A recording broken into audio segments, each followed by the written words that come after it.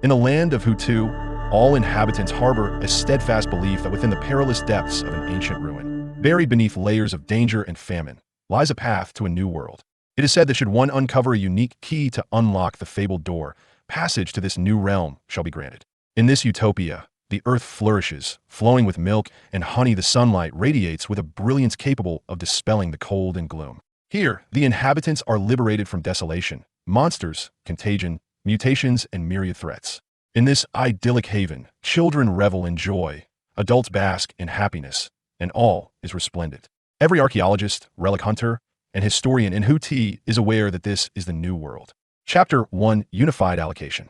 On the 495th floor of Area C, the exterior walls were muted green, adorned with various activity centers for the youth. 6 or 7 girls, their expressions a blend of excitement, anticipation, and nervousness, entered the space. Their attire was simple, characterized by a monochromatic palette dominated by blue, black, white, and green. Yet each girl possessed exquisite features, embodying the essence of youth. Glancing at the solitary LCD screen on the entire floor, the leading girl could not help but whisper, "I wonder what kind of husband the company will allocate to me." "The most important aspect is his character," replied a girl beside her, dressed in a green top and blue trousers, biting her lip. As the second generation, benefiting from the proliferation of genetic enhancement drugs, they were unconcerned about the appearance or height of their future husbands, as they all met a satisfactory standard. The leading girl cast a sidelong glance at her companion. "Have you forgotten? The unified matchmaking includes not only people our age, but also those whose wives have passed away. Some of them are in their 40s or 50s, lacking the genetic enhancement from the embryonic stage, which results in numerous deficiencies.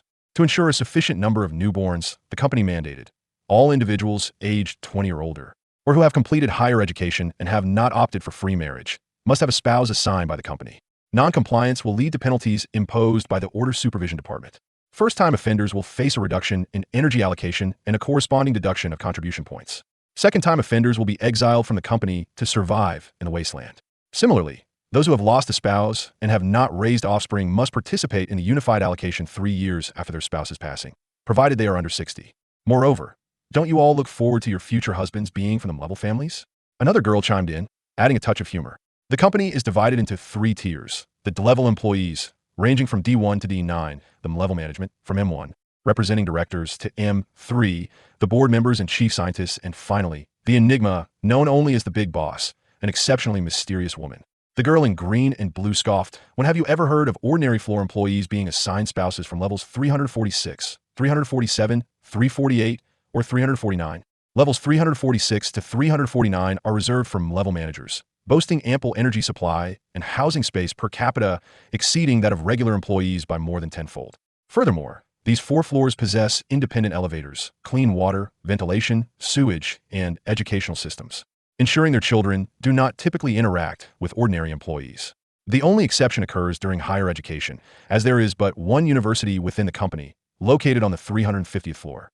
Children of ordinary employees must take exams to determine whether they commence work or enter university, while the offspring of management can bypass testing for higher education. Within the company, no one wishes to remain an ordinary employee, nor does anyone fail to desire a connection with the management. As for the big boss, ordinary employees not only lack interaction, but are often oblivious to her appearance. They may only hear her voice through broadcasts at the year's end, the beginning of the new year, or during significant events, thus rendering rare the fantasies of being favored by the big boss and swiftly ascending to management. Of course, while such fantasies are scarce, they do exist, albeit in limited numbers. The leading girl chuckled at this. "That's why I always encourage you to engage in free love while at school. Just look at Chun Bei. Her husband was snatched up by the material management department right upon graduation. Surely, they have connections." "Mengxia, how can you say that? What about your own lack of free love?" The other girls teased in unison. "You all know me well. I am best at merely talking," Mengxia admitted without a hint of shame regarding her lack of courage. After a bout of laughter, the girl in green and blue curiously inquired, "Mengxia, do you know what level Chunbei's husband is from? You've always been quite familiar with her." Mengxia glanced around before lowering her voice. "I heard he is the director of the action cluster in the security department." "Wow." The girls gasped in awe as a young man entered the activity center through the main door. The 2 groups sized each other up for a few moments, shyly averting their gazes, as none could ascertain whether their future spouses were among those present. A male, approximately 175 meters tall with a neat crew cut, surveyed the activity center's worn tables and benches, feeling slightly apprehensive as he turned to his companion. "Shang Jianyao, what kind of wife do you think the company will assign to me?" His companion, standing around 185 meters tall, with well-defined features, bright brown eyes, and slightly tousled black hair covering half his forehead, looked at him sideways. First, you have to be assigned before we can discuss what kind you'll receive. Come on, it can't be that bad, right? There are only 2 more males than females this time. The 175-meter-tall man chuckled. His expression gradually sobered as he continued. What if they don't find me appealing? I'm only 175 meters due to genetic enhancements, and am not particularly handsome. My grades are merely average. Shang Jianyao replied earnestly. That's not the key. The crucial factor is your name. My name? What's wrong with Long Yue Hong? My father's surname is Long, and my mother has Hong in her name. It's quite meaningful. Long Yue Hong pondered aloud. Besides, the company's allocation won't consider my height or appearance. I've heard it's a random selection, excluding blood relations. What if they confuse my name and assign me a husband instead? What should I do?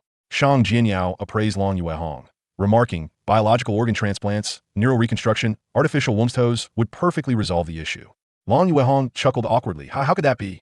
I meant, how could they possibly make a mistake? Every single one of my documents clearly states I'm male. Your reasoning is rather peculiar. Shouldn't a normal person be thinking of how to appeal? Before Shang Jianyao could respond, Long Yue Hong continued. So, why is my name so pivotal? A name symbolizes one's destiny. The random allocation hinges on fate. Shang Jianyao responded with utmost seriousness. Long Yue Hong's expression froze for a moment. I knew you wouldn't provide any constructive ideas. As soon as he finished speaking, he turned to ask Shang Jianyao, what kind of wife do you aspire to be assigned? Shang Jianyao raised his chin slightly, stating, I do not require one. The company lacks resources. Humanity on the wasteland is mired in dire straits. Famine, infection, mutation, and the looming specter of beastification still casts shadows over the world. How could I possibly consider marriage? Long Yue Hong let out a laugh. You're getting better at jokes. Shang Jianyao regarded him, his expression devoid of amusement. I have already applied to forego this unified allocation. Are you serious? Impossible. How could the company agree to let you forego this unified allocation? I almost believed you. Long Yue Hong was initially taken aback, but then he exhaled in relief. As soon as he finished speaking, Chen Xinyu, the supervisor of the 495th Floor Activity Center, left his post and approached the LCD screen to begin adjustments. This elderly gentleman, with graying hair and a slightly unsteady gait, once belonged to the security department, tasked with external operations, where he served until he attained the rank of D7 group leader. Later, due to age considerations, he departed from the security department and was promoted to D8 manager, overseeing the activity center on this floor. Shang Jianyao and Long Yue Hong were quite curious about the old man's past experiences and often enjoyed visiting the activity center to ask questions. However, Chen Xinyu strictly adhered to confidentiality regulations, sharing only widely known anecdotes. Much like an ordinary employee who was born, grew up, studied, worked, and aged in the internal ecological zone, never having ventured beyond the underground building to witness the true sky. All right, it's about to begin. Chen Xinyu gripped a remote control and pressed down firmly. The screen flickered several times, emitting a soft, hazy glow. Long Yue Hong, Meng Xia, and the others immediately held their breath, awaiting the results of the allocation. They were not concerned about the scrolling speed being too swift to comprehend. For each floor's activity center displayed only the results pertinent to the residents of that particular floor. Chapter 2 review as the old wall clock in the activity center, which seemed on the verge of ceasing to function, ticked away for 3.5 revolutions. Lines of text finally appeared on the LCD screen. Meng Xia and her companions quickly searched for their names, subsequently exhaling in relief. Most of them did not feel particularly satisfied or exhilarated, but they were not discontented either. For them, this was akin to the usual examination as long as the outcome was not too disheartening. They were content, for their parents and grandparents had traversed similar paths. The remaining individuals were filled with perplexity, as they were unaware of their future spouses' identities, the floors they hailed from, or the departments their parents belonged to. Even though they had entered university and received higher education, their acquaintances were largely limited to classmates from their own department and neighbors from their respective floors. Long Yue Hong meticulously scrutinized the names on the screen several times, unable to suppress a quiet murmur. Why is my name not listed? Because your name is not good enough, came the unperturbed reply from Shang Jianyao beside her. Long Yue Hong found herself momentarily at a loss for words, only to sadly realize she somewhat agreed with his assertion. This time, thousands had qualified and were compelled to participate in the unified matchmaking, with males outnumbering females by merely 2. If not for unfortunate circumstances, poor names, ill fortune, how could one end up among the 2 unlucky souls? Pausing, Long Yue Hong indignantly retorted, well, your name isn't there either. She did not see Shang Jianyao paired with any female. Shang Jianyao raised an eyebrow. I mentioned already, I have applied to forego this unified matchmaking. Is that really true? How could the company allow that Long Yuehong was both astonished and bewildered, feeling as if her worldview had been upended. In her 21 years of life, she had heard of others who qualified for matchmaking, but there were always substantial reasons. The individual was either bedridden and on the brink of death or engaged in external operations for the security department, uncertain of their return. No healthy individual within the company dared defy the regulations, as it was one of their core obligations. This revelation momentarily alleviated her sorrow, and she turned to Shang Jianyao. Are you prepared to accept a reduction in your energy allocation? That's manageable, but the most dreadful aspect is the deduction of contribution points. You could barely afford a meal. I'm only D1 level, receiving merely 1,800 points monthly with a deduction of 1/3. I can only afford meat once a week. What does that signify? The company has agreed. No deductions will be made, Shang Jianyao replied with a slight smile. No, that's impossible, Long Yuehong muttered to herself before suddenly realizing something. If Shang Jianyao truly applied to forego this matchmaking, it meant the number of males participating was only one more than the females. Just one additional male. I am that solitary unfortunate soul. Long Yuehong's mouth fell slightly ajar, her heart swelling with profound sorrow. At that moment, the display began to flip pages, briefly introducing the basic information of those who successfully match with residents from their floor, enabling them to proceed to the various order supervision bureaus under the Order Supervision Department to register their marriages. Mengxia, your husband is an outsider. The women erupted in gasps, first after a brief examination of the screen. Mengxia's expression turned slightly solemn, her eyes flickering as she softly recited. Zhang Lei, male origin, wilderness wanderer, age 25, absorbed by the company 3 years ago, consistently performed well, health risks, residence 622 floor, area A no, 192 employee level, D4 electronic car number 0431 102 9189. There truly is an outsider. Long Yuehong found herself captivated by this revelation and turned to discuss it with her companions. They were all aware that the company regularly absorbed wilderness wanderers to replenish the population and enhance the gene pool. But as the residents of their floor had not previously engaged with outsiders for matchmaking, they regarded this occurrence as merely an amusing anecdote. Mengxia, it's not so bad. Although he was a wilderness wanderer, he is now a D4 level employee at just 25, quite impressive. A girl clad in a green top and blue pants comforted her friend.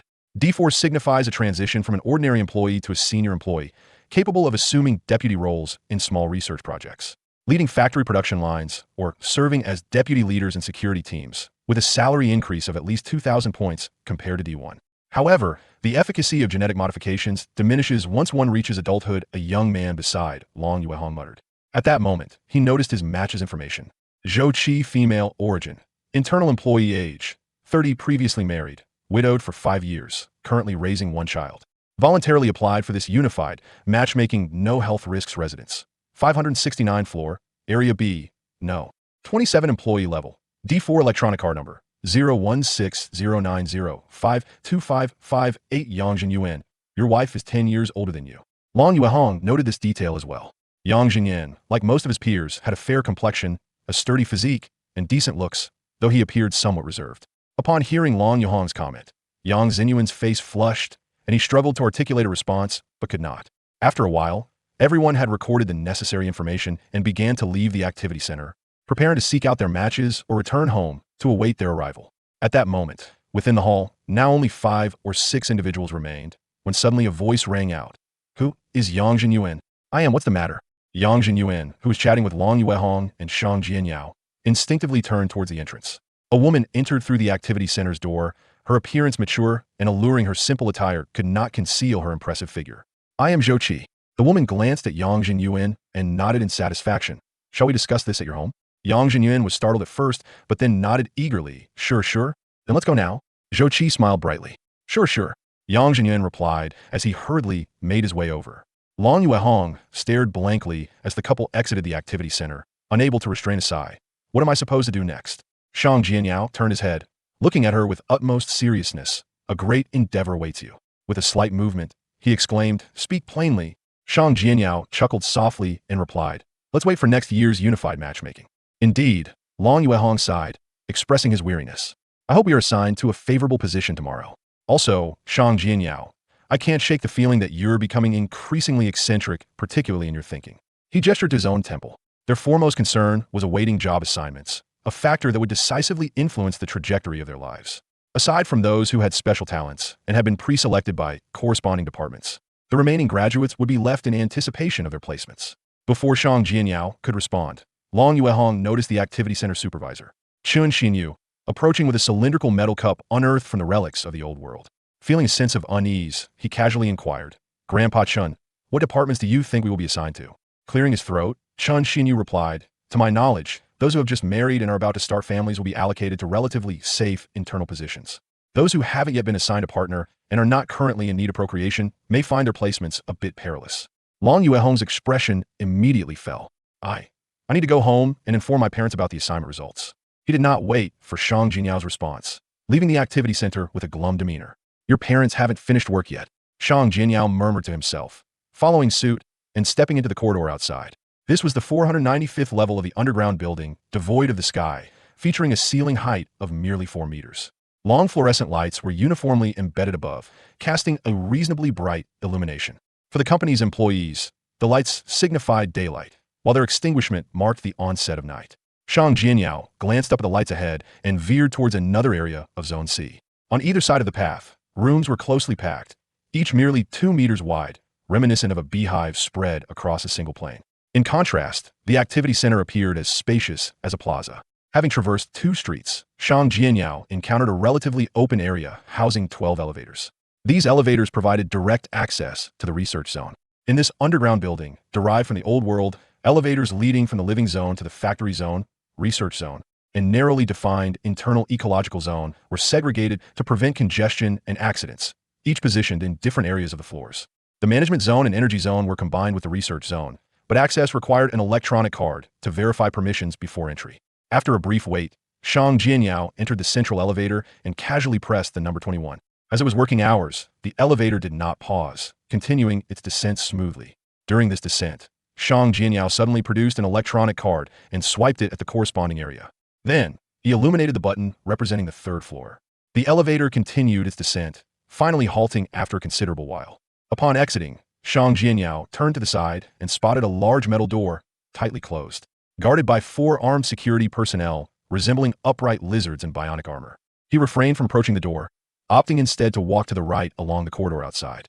At the end of the hallway were several rooms, yet none bore nameplates.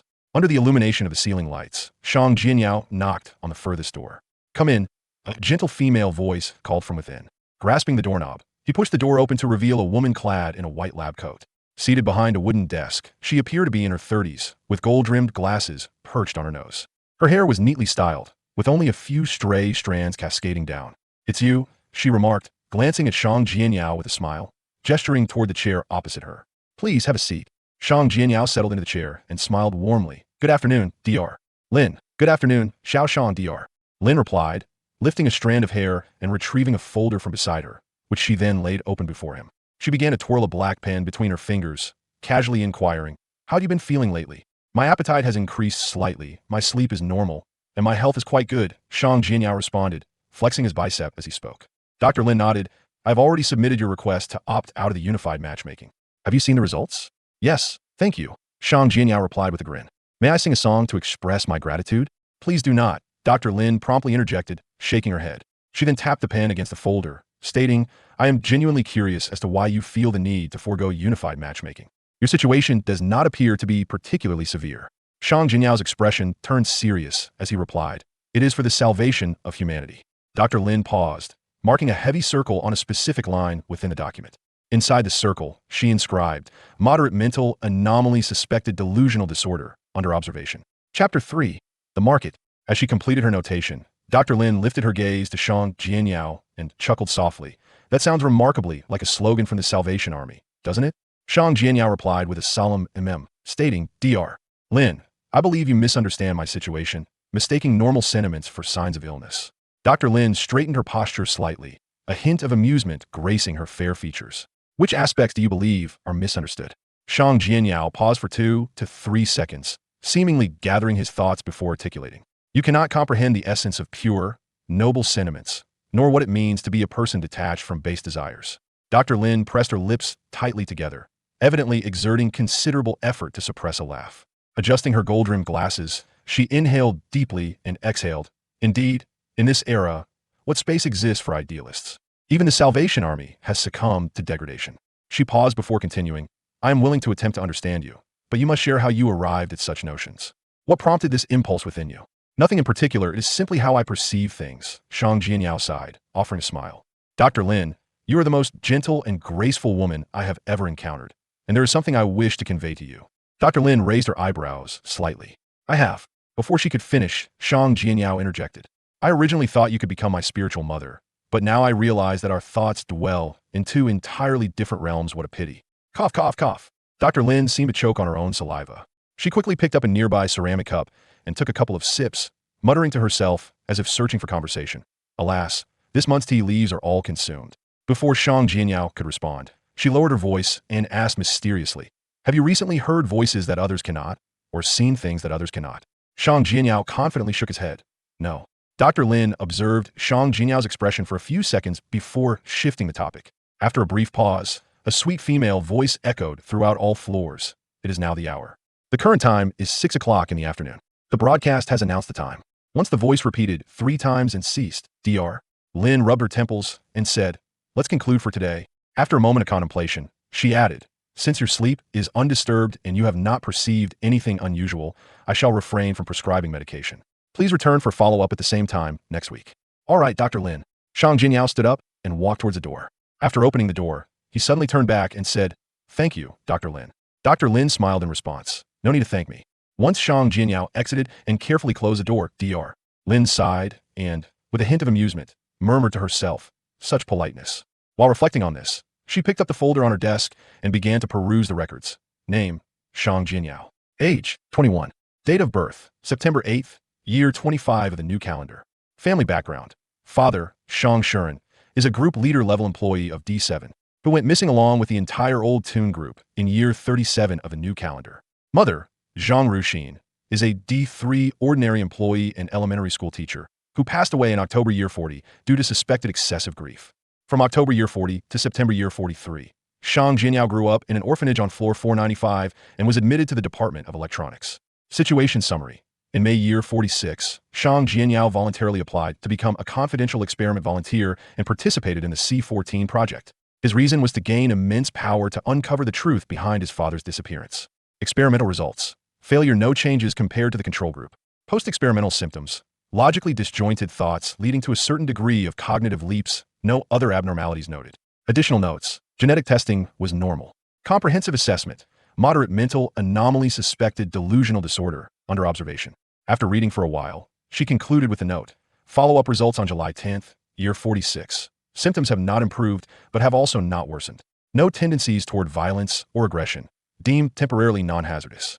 As evening approached, 6 p.m. marked the official end of the workday for the company. Except for specific project teams that required overtime and certain 24-hour rotating positions. All employees departed from the management zone on the 5th floor, the research zone from the 6th to the 45th floors, the factory zone and maintenance zone from the 46th to the 145th floors, and the internal ecological zone from the 146th to the 345th floors, returning to the living zone, which spanned a total of 300 floors. Due to limited energy quotas and the possibility that both spouses and elder family members were still at work, many employees opted to dine within the supply market on each floor. This venue was divided into 2 sections.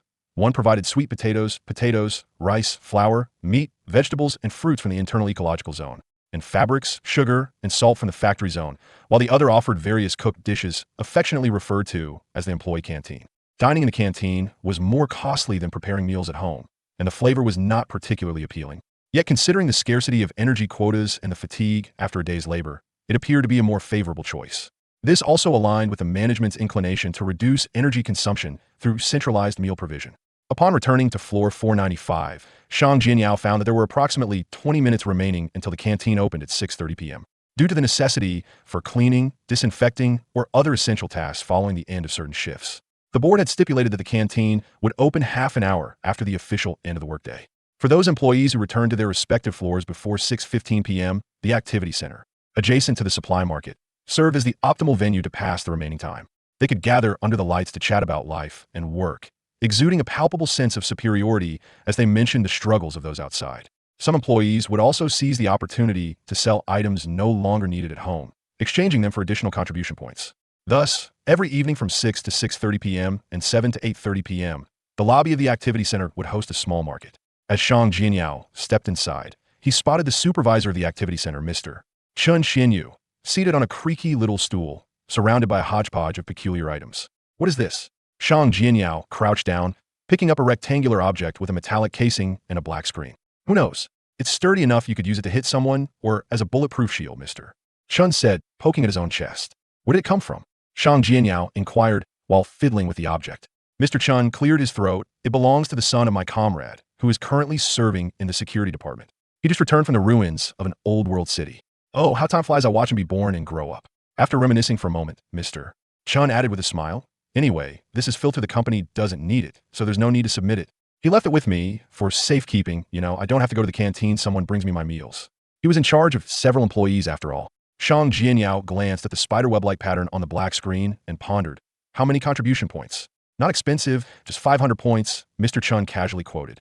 Shang Jianyao slowly set the item down, muttering, that's equivalent to 10 gene of meat. Upon mentioning meat, both he and Mr. Chun swallowed hard. Shang Jianyao scanned the area and picked up another item. Is this a watch? Indeed. The watch features a complex mechanical structure that continues to function. Even now, a simple adjustment is all it requires. Chun Xinyu's eyes sparkled with enthusiasm as he inquired, what do you think? Would you consider acquiring it? Its hands and time markers illuminate in the evening, allowing you to discern the time without the need for a flashlight. Allow me to tell you, among the entire company, there are no more than 100 individuals who possess a fine watch like this. If you were to own it, you would no longer depend on the broadcast for timekeeping or check the wall clock here. You would become the envy of all the residents on this floor, and perhaps a young lady might even approach you for a romantic relationship. Shang Jianyao held the watch in his hand, the silver strap marred by numerous cracks and rust, while the emerald-hued dial, resembling a precious gem, showcased a second hand that moved erratically amidst scattered shards of glass. How many contribution points? Shang Jianyao inquired with a steady voice. After a brief pause, Chun Xinyu replied, 60,000. Shang Jianyao abruptly dropped the watch, as though it were searing to the touch. Considering a D1 employee's monthly salary of 1,800 points, it would take nearly 3 years of relentless toil to save such an amount. Chun Xinyu did not harbor any illusions that Jianyao would purchase it. He merely jested with the young man. He then gestured toward a pile of metallic cans positioned in the center, stating, how about buying this? Excellent goods, military-grade canned food. Shang Jianyao picked up a can, observing that the outer plastic film was tattered, and the label was barely legible, with only the words braised beef and 500G discernible. What do you think? Is it not heavy? That indicates substantial content. Chun Xinyu exclaimed animatedly. Let me tell you, this military canned food is exceptionally delicious. It is a culinary delight I can never forget in my lifetime, far superior to the shrink-wrap cans from the Salvation Army. Had it not been for my comrade's child finding an entire box, you would have never experienced this. The price is a mere 60 contribution points each, quite reasonable, wouldn't you agree? If you were to purchase a pound of fresh pork from the supply market, it would cost you 50 points. And that does not include any seasoning or preparation assistance, and there's no guarantee you would even find it. Furthermore, once you finish the canned food, you could return the metal container to the material management department for some contribution points, making it quite a bargain. Shang Jianyao regarded the old man, and once he finished speaking, he unexpectedly asked, how long past the expiration date is it? Expiration date? How would I know? I'm not familiar with the calculations of the old world's years. Chun Xinyu widened his eyes. In any case, the new calendar is only 46 years old. It should be edible. As he spoke, a reminiscent expression graced his face. Back when I was in the security department, there was an occasion when I lost my supplies during a mission and nearly starved. Fortunately, I stumbled upon a military warehouse and discovered these cans. At that time, they had long since expired, yet I consumed them without issue, and the taste was exquisite. Chapter 4, Rumors. Shang Jianyao held the can, neither responding nor putting it down. After a few seconds, he finally asked, does it sing? Huh? Chun Xinyu, having lived for so many years, found himself questioning his hearing for the first time. At that moment, Long Yuehong dashed in from outside the activity center, holding 2 yellow plastic lunchboxes and, upon spotting Shang Jianyao, greeted him with a beaming smile. Let's eat together later. Will you treat me? Shang Jianyao set down the can and stood up. Without a moment's hesitation, Long Yuehong shook his head. No. Don't you have plenty of subsidies? Although Shang Jianyao's parents left him no inheritance, the company provided a certain amount of compensation, and upon entering university, he received an additional monthly subsidy of 1,200 points, which was available to every university student. This allowed Shang Jianyao to barely make ends meet. However, the subsidy period would conclude 1 month after university students were assigned to work. Shang Jianyao showed no signs of embarrassment at being declined. Instead, he smiled and said, isn't it only right to share moments of joy with friends? You mean to say that treating someone to a meal is the best way to share? Over the past 2 months, Long Yuehong had grown increasingly accustomed to Shang Jianyao erratic thoughts.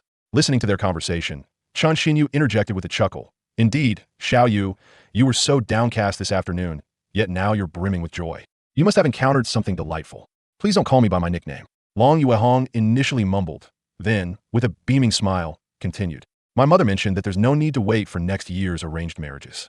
She and my father have a few colleagues whose daughters did not pass the university entrance exam and have just started working. She intends to introduce us to see if a romantic relationship can develop.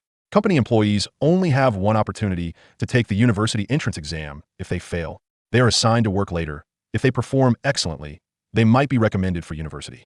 During this time, they are typically only 18 years old and have not yet reached the compulsory arranged marriage age. Young individuals during this phase yearn for romantic freedom, as it is certainly preferable to random assignments, which are purely based on luck, and it carries an emotional foundation. Of course, very few can genuinely engage in free love, as once they begin working, they leave home at 7:30 a.m. and return by 6 p.m., fixed to a single position, with merely an hour for lunch and eating in between. By 9 p.m., the activity center closes, the streetlights extinguish, and everyone must return home to prepare for rest, thus limiting the opportunities for young people to interact with suitable opposite sexes, as well as the time available for such interactions. In comparison, whether in ordinary schools or universities, instances of romantic freedom appear more frequently. As Long Yuehong spoke, a hint of melancholy crept into his expression. I wonder if they would even find me appealing. Having undergone genetic modification, I stand only at 1.75 meters. My appearance is quite ordinary, and my academic performance is nothing to boast about. No department has reserved me. Something seems to be happening over there. Shang Jianyao interrupted Long Yuehong's self-pitying thoughts, pointing to an old table a few meters away. A crowd of employees had gathered around it, seemingly engaged in a discussion. Curiosity piqued. Long Yuehong followed Shang Jianyao over. He scanned the area and spotted a familiar face, prompting him to ask, Aunt Ren, what are you all discussing? The Aunt Ren he referred to was a middle-aged woman in her 40s, clad in a polyester shirt, with a pleasant appearance and her hair simply styled in a bun. Her name was Ren Jie, living next door to Long Yuehong, and she was an employee in a subordinate department of the company's strategic committee, holding only a D3 rank. Ren Jie glanced at Long Yuehong with a sigh, stating, We are discussing a recent rumor. What rumor? Long Yuehong inquired with curiosity.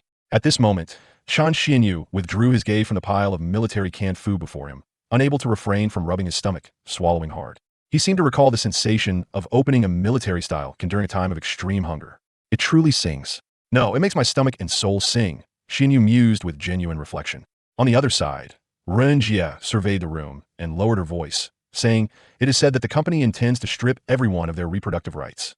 Ah, this topic caught Long Yuehong off guard, leaving him momentarily perplexed about its implications. Ren Jie glanced at the smiling Shang Jianyao and continued.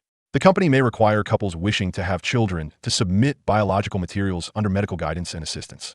They plan to establish a large fertility center in the research area for unified in vitro cultivation, artificial womb nurturing, infant growth assistance, and intervention.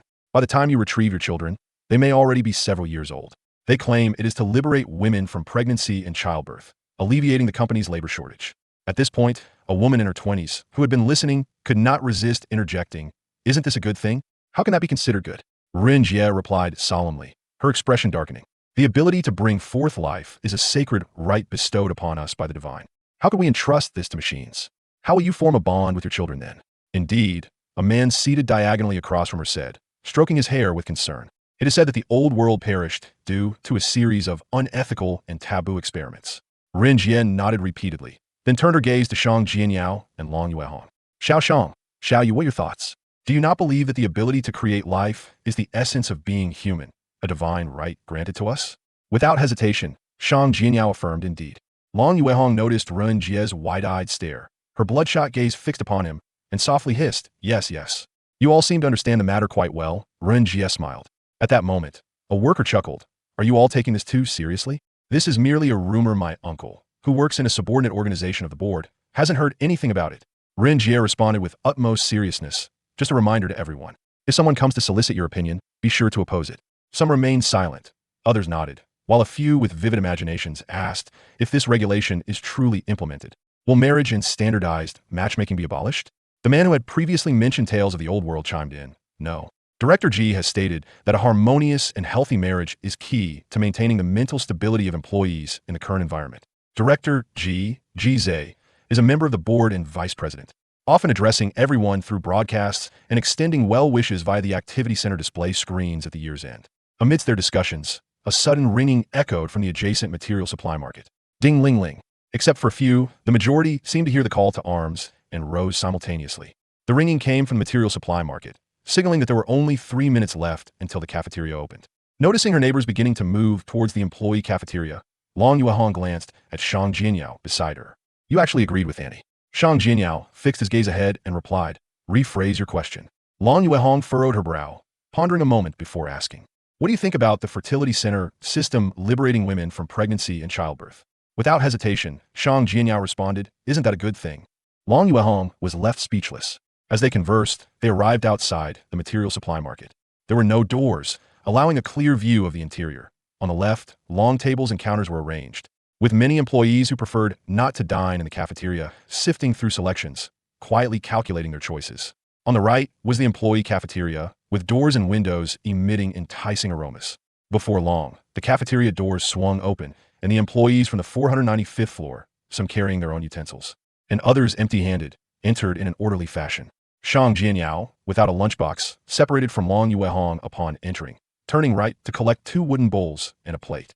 Then, balancing his utensils, he followed the established route, approaching the various serving windows in succession. Half a jean of sweet potato rice, a serving of braised cabbage, 2 whole grain buns, a serving of boiled potatoes. After visiting 4 windows, Shang Jinyao's 2 bowls were filled to the brim, with braised cabbage perched atop boiled potatoes and 2 golden buns, while the sweet potato rice threatened to overflow from the other bowl. This had already cost Shang Jianyao 14 contribution points, 5 points for half a jean of sweet potato rice, 2 points for each whole grain bun, and 2 points for a serving of boiled potatoes, and 3 points for a serving of braised cabbage with oil. Finally, Shang Jianyao arrived at the window where the aroma was strongest. This was the meat counter. He scanned from left to right, and then right to left, hesitating momentarily before saying, "You'll have a serving of braised pork with extra sauce."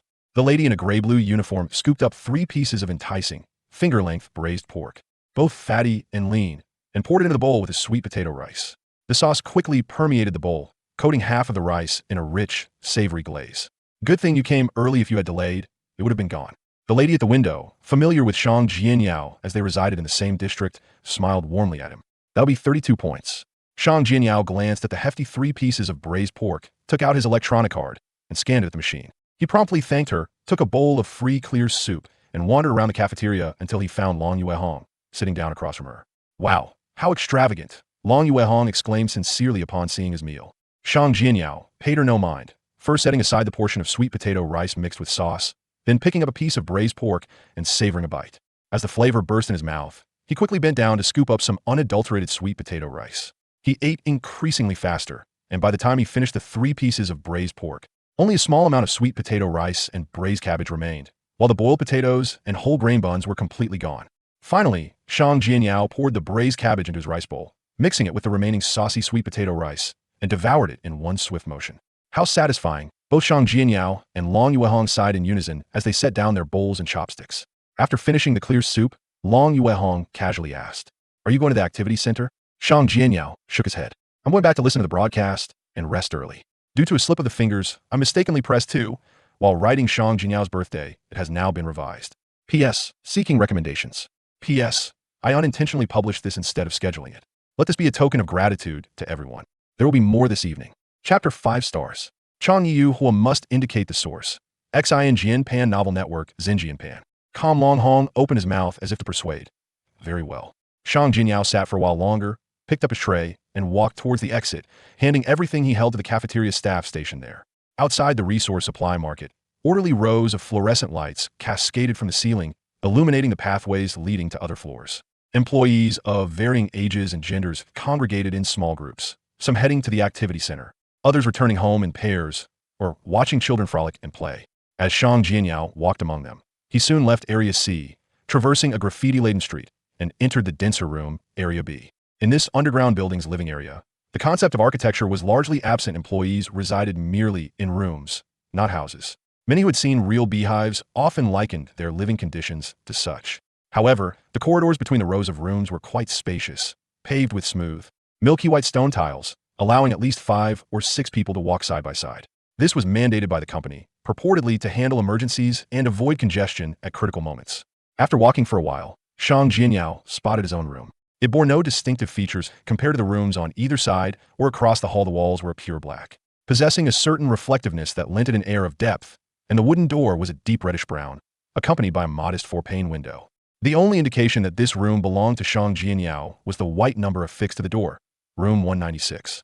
Floor 495, area B, room 196.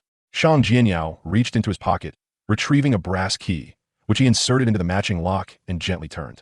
With a click, he pressed down the door handle with his other hand and pushed the door open. The door stopped halfway, as it was blocked by his stove. This room measured 2 meters in width, 3 meters in depth, and 4 meters in height, barely accommodating a wooden bed placed lengthwise at the back, leaving less than 10 centimeters of space between the foot of the bed and the wall. Naturally, there was no room for any furniture, but the walls were embedded with expansion screws, upon which 2 sets of drab, monotonous clothing hung. Adjacent to them, separated by a half sheet of plastic, was a standalone wash basin with a stove beneath it, equipped with a fume hood above. Shang Jianyao was quite satisfied with the presence of these 2 facilities, as not all rooms were so equipped. This underground building boasted an overwhelming number of floors and residents, with the elevators, ventilation systems, wastewater systems, and energy supply systems facing formidable challenges. Thus, not only were there numerous elevators distributed across different areas, each serving specific floors, but the ventilation and wastewater systems had also been divided into subsystems, with every 15 floors or designated levels sharing one such subsystem. Consequently, even in the event of a malfunction, only a portion of the area would be affected, preventing an overall collapse. To ensure the stability of the systems, the company constructed a multitude of additional rooms, only a fraction of which were connected to the plumbing. Many employees were left to queue outside public restrooms in their respective blocks for washing. And during the night and early morning, when energy supply was insufficient, many floors in the living area became exceedingly cold.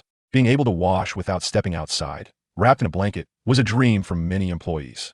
On the other side of the door, beneath the four-pane window, stood a sturdy red-painted wooden table, cluttered with numerous books, a black fountain pen, and a bottle of matching ink.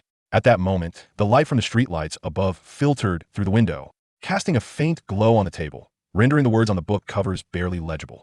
Had it not been for the inadequate illumination between the 2 fluorescent lights, Shang Jianyao could have refrained from wasting his energy quota and read by the streetlight instead. The wooden table featured a built-in cabinet, behind which was a backrest chair painted in reddish-brown, showing signs of wear, along with 2 nearly dilapidated stools that seemed to uphold the concept of a living room. Behind this living room lay the horizontally placed wooden bed. Shang Jianyao did not turn on the lights within the room, as his energy allocation was limited and he needed to conserve it. After removing the key and closing the door, Shang Jianyao crossed the illuminated area and approached the darkened bedside. More content is loading. Please wait. This site only supports mobile browser visits. If you see this paragraph, it indicates that the chapter content failed to load. Please close your browser's reading mode, full read mode, novel mode, and disable ad blocking features, or copy the URL to read in another browser. He picked up the pillow stuffed with grain husks, propping it upright against the wall, then leaned against it, half sitting, half reclining. In this position, Shang Jinyao's gaze fell upon the electric frying pan and rice cooker on the stove. Their surfaces were marred by rust, suggesting they had been in use for many, many years. Since Shang Jianyao could remember, they had been in his family. One was brought back by his father from a relic of an ancient city during an operation with the safety department. A sacrifice made to acquire this item in exchange for other spoils allocated by the company. The other was accumulated by his mother after their marriage, saved over time to trade for a new item at the resource supply market, which was often overpriced and perpetually in short supply. This room was not the home Shang Jianyao remembered. He recalled his original home being at 28 in Area A of this floor, which contained 2 rooms, one large and one small, along with a narrow bathroom. This spared Shang Jianyao from queuing at public restrooms, away from the overwhelming stench. However, that apartment had been reclaimed by the company after his father's disappearance and his mother's death, redistributed to eligible employees. This current room was allocated to him upon his entrance to university after leaving the orphanage. These later constructed rooms, in an effort to conserve energy, were equipped with ordinary locks salvaged from the ruins of ancient cities instead of electronic locks, with some produced by the internal factory. As Shang Jinyao's gaze wandered, it settled on the wooden table by the window. He had heard his mother mention that this was crafted by his father, who had scrimped and saved to buy the timber from the resource supply market shortly after their marriage. This wooden table, along with the clothing sewn by his mother stored in the cabinet below, and the 2 appliances, were returned to him after 3 years in the orphanage. Indeed, Shang Jianyao had long outgrown the clothing in the cabinet. Closing his eyes, Shang Jianyao lifted his right hand and pressed his temples. He then lowered his hand, maintaining his position, and remained completely still. The entire room fell into an extraordinary silence, the dimness deepening with an almost palpable weight. Shang Jianyao reclined there, as if he had slipped into a profound slumber. After a while, Shang Jianyao opened his eyes, and as anticipated, he beheld a vast and expansive hall. It was larger than the entire material supply market. The hall was encircled by black walls that shimmered with a metallic sheen, exuding a chilling aura. Above, an indistinct mass of darkness obscured the ceiling, leaving its height a mystery. Within this obscurity, countless brilliant points of light were densely scattered, slowly rotating as if they formed dreamlike rivers strewn with diamonds. Once again, Shang Jianyao was struck by the magnificence of the scene before him, rendered speechless by its beauty. He could only recall the images of the starry sky that his professor had displayed on a screen during his university days. That was the first time he had ever gazed upon stars. Now, it felt as if he were among them. In the center of the hall, starlight cascaded down, coalescing into a blurred silhouette of a figure. This figure stretched its arms outward in perfect symmetry, mimicking the balance of a scale. Its voice resonated hollowly, echoing throughout the hall, seemingly conveying the wisdom imparted by the stars. One price, 3 gifts. One price, 3 gifts. Chapter 6, A Night Encounter. One price, 3 gifts. Hang Jianyao cast a glance at the humanoid figure of light, but chose to bypass it, venturing deeper into the hall. The figure remained unchanged, its voice perpetually resonating with 1 price, 3 gifts. After several minutes, Shang Jianyao reached the innermost part of the hall and discovered a heavy, gray-white stone door. It was embedded in the black metallic wall, bathed in the glow of the stars, accentuating 3 recesses on its surface. These 3 recesses were positioned 2 meters high, forming a triangular arrangement. Shang Jianyao gazed quietly for a few seconds, and suddenly, the brilliance of the stars reflected in his eyes.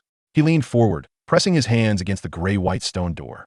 The recesses on the door illuminated with white light, as if stars were cascading from the heavens and colliding within. Within these 3 stars, ethereal characters rapidly emerged, swirling and shifting in tandem with Shang Jianyao's thoughts, never settling into permanence.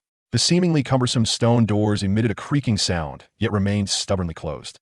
Shang Jianyao paused, catching his breath, and then exerted force once more, pushing forward. The stars within the recesses dimmed with his cessation, then erupted into a bright, pure radiance as he renewed his effort. The ethereal characters within continued to swirl, their motion slowing but never halting entirely. The stone door trembled lightly, yet did not yield an inch. Time and again, Shang Jianyao pressed against the stone door, until his forehead was beaded with sweat. His facial expression contorted in exertion, as if he had expended every ounce of strength, yet to no avail. With a sigh, he paused, standing before the door, watching the 3 stars within the recesses rapidly dim and vanish. He remained still, observing the scene for a long while, without a hint of movement. After what felt like an eternity, a faint smile graced Shang Jinyao's lips as he raised his right hand, bringing his index and middle fingers to his brow. In the next moment, he seemed to delve into a deeper state of introspection. Then, with his left hand in his pocket, he extended his right palm effortlessly against the gray-white stone door. This time, he noticeably refrained from exerting force, yet the stars reflected in his eyes grew ever clearer and more resplendent. Upon the surface of the gray-white stone door, the 3 recesses ignited with starlight, coalescing into white orbs.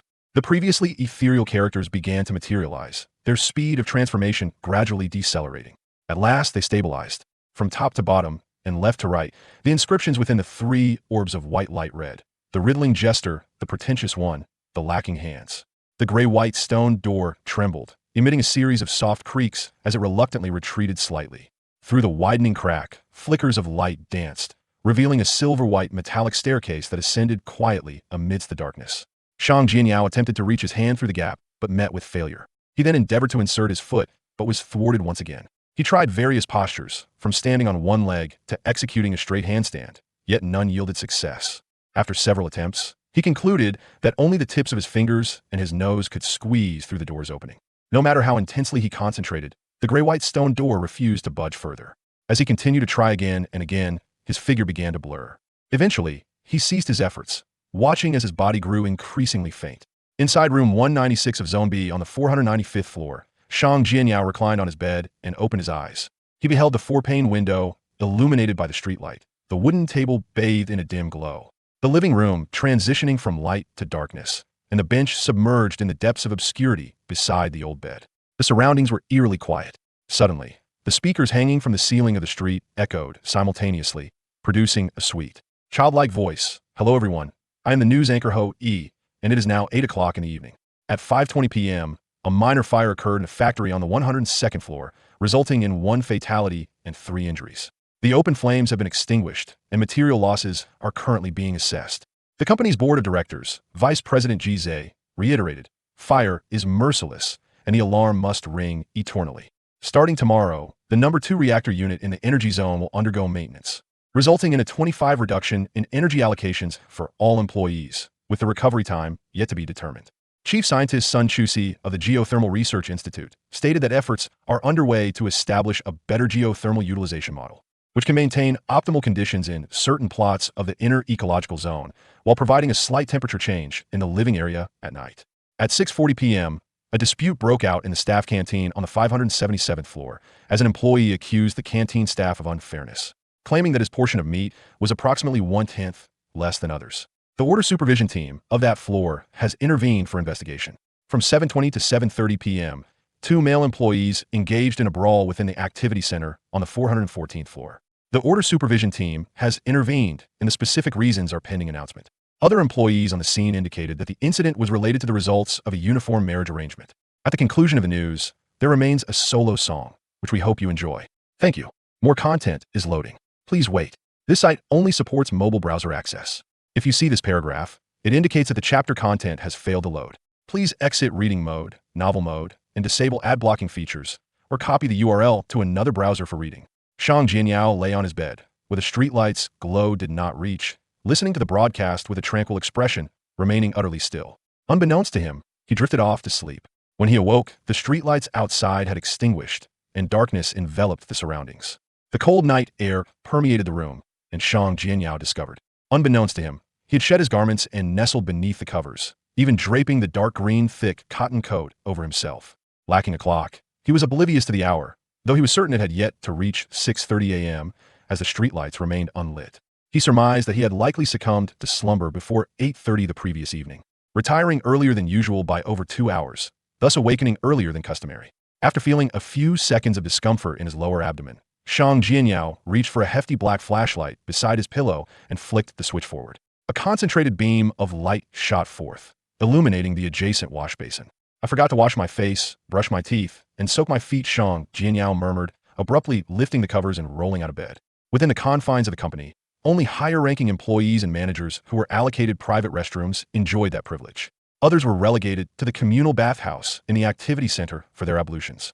Aside from certain specialized positions requiring daily cleansing, all others were limited to 2 baths per week, with any unused allowances expiring without accumulation. Once out of bed, Shang Jianyao wasted no time donning the dark green coat, flashlight in hand, and hurriedly exited, making his way to the public restroom at the end of the street.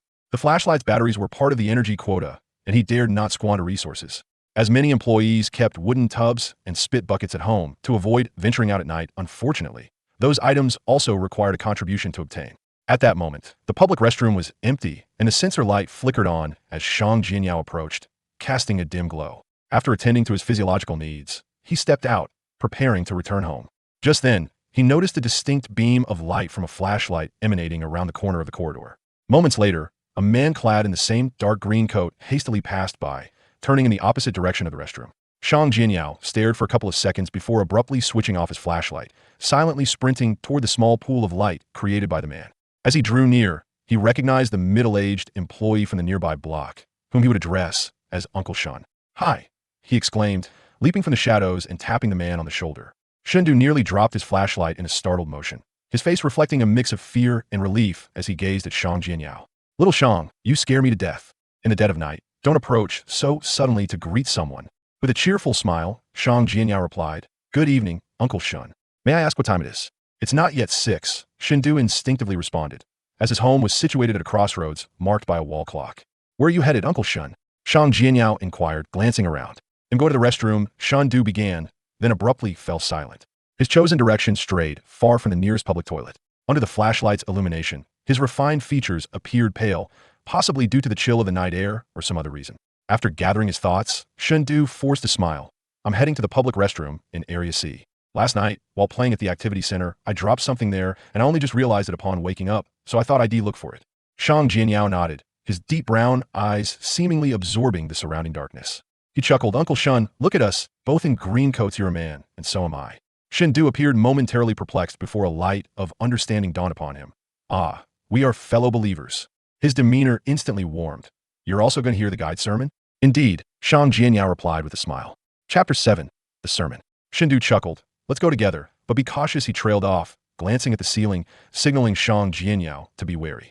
Each floor of the living area was equipped with surveillance cameras, albeit in limited numbers, primarily at crucial intersections and public indoor spaces. In contrast, the internal ecological zone and factory zone boasted of far greater quantity, though still falling short of the research zone and management zone. Following Shindu's gaze, Shang Jianyao looked ahead at the intersection, remarking with a smile, perhaps it isn't even operational. Indeed, Shindu unexpectedly concurred.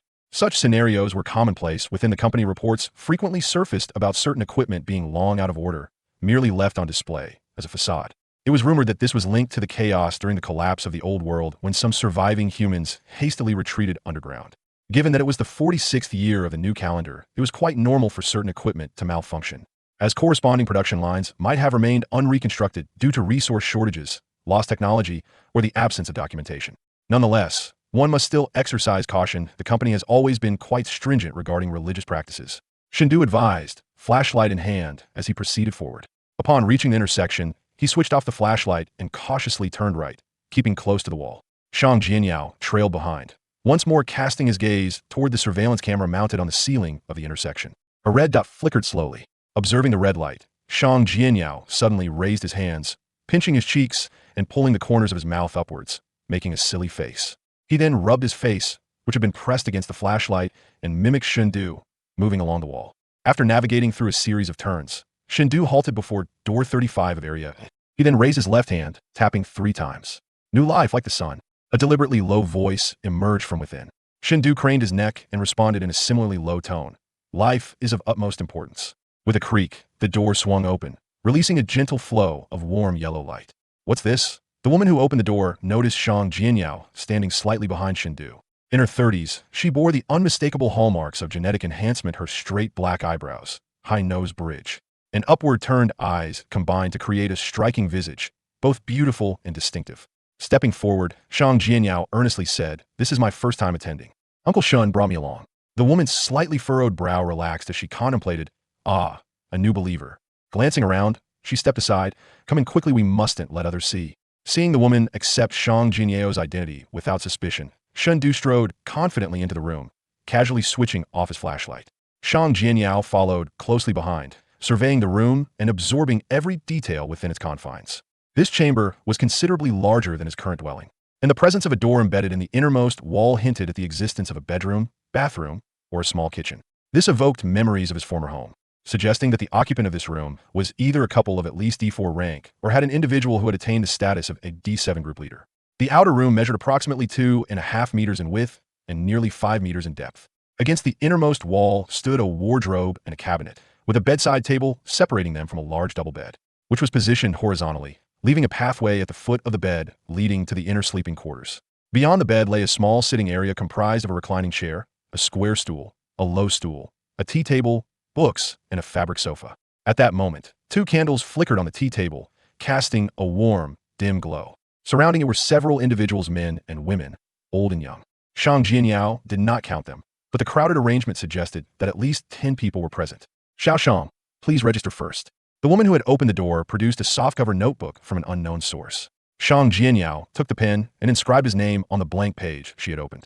"Do you know me?" he inquired, curiosity evident in his expression. The woman smiled and replied, "When your parents resided here, we were somewhat neighbors. However, you probably don't remember me. You may call me Aunt Lee." "All right, Aunt Lee," Shang Jianyao replied without the slightest hesitation. "Now please take a seat.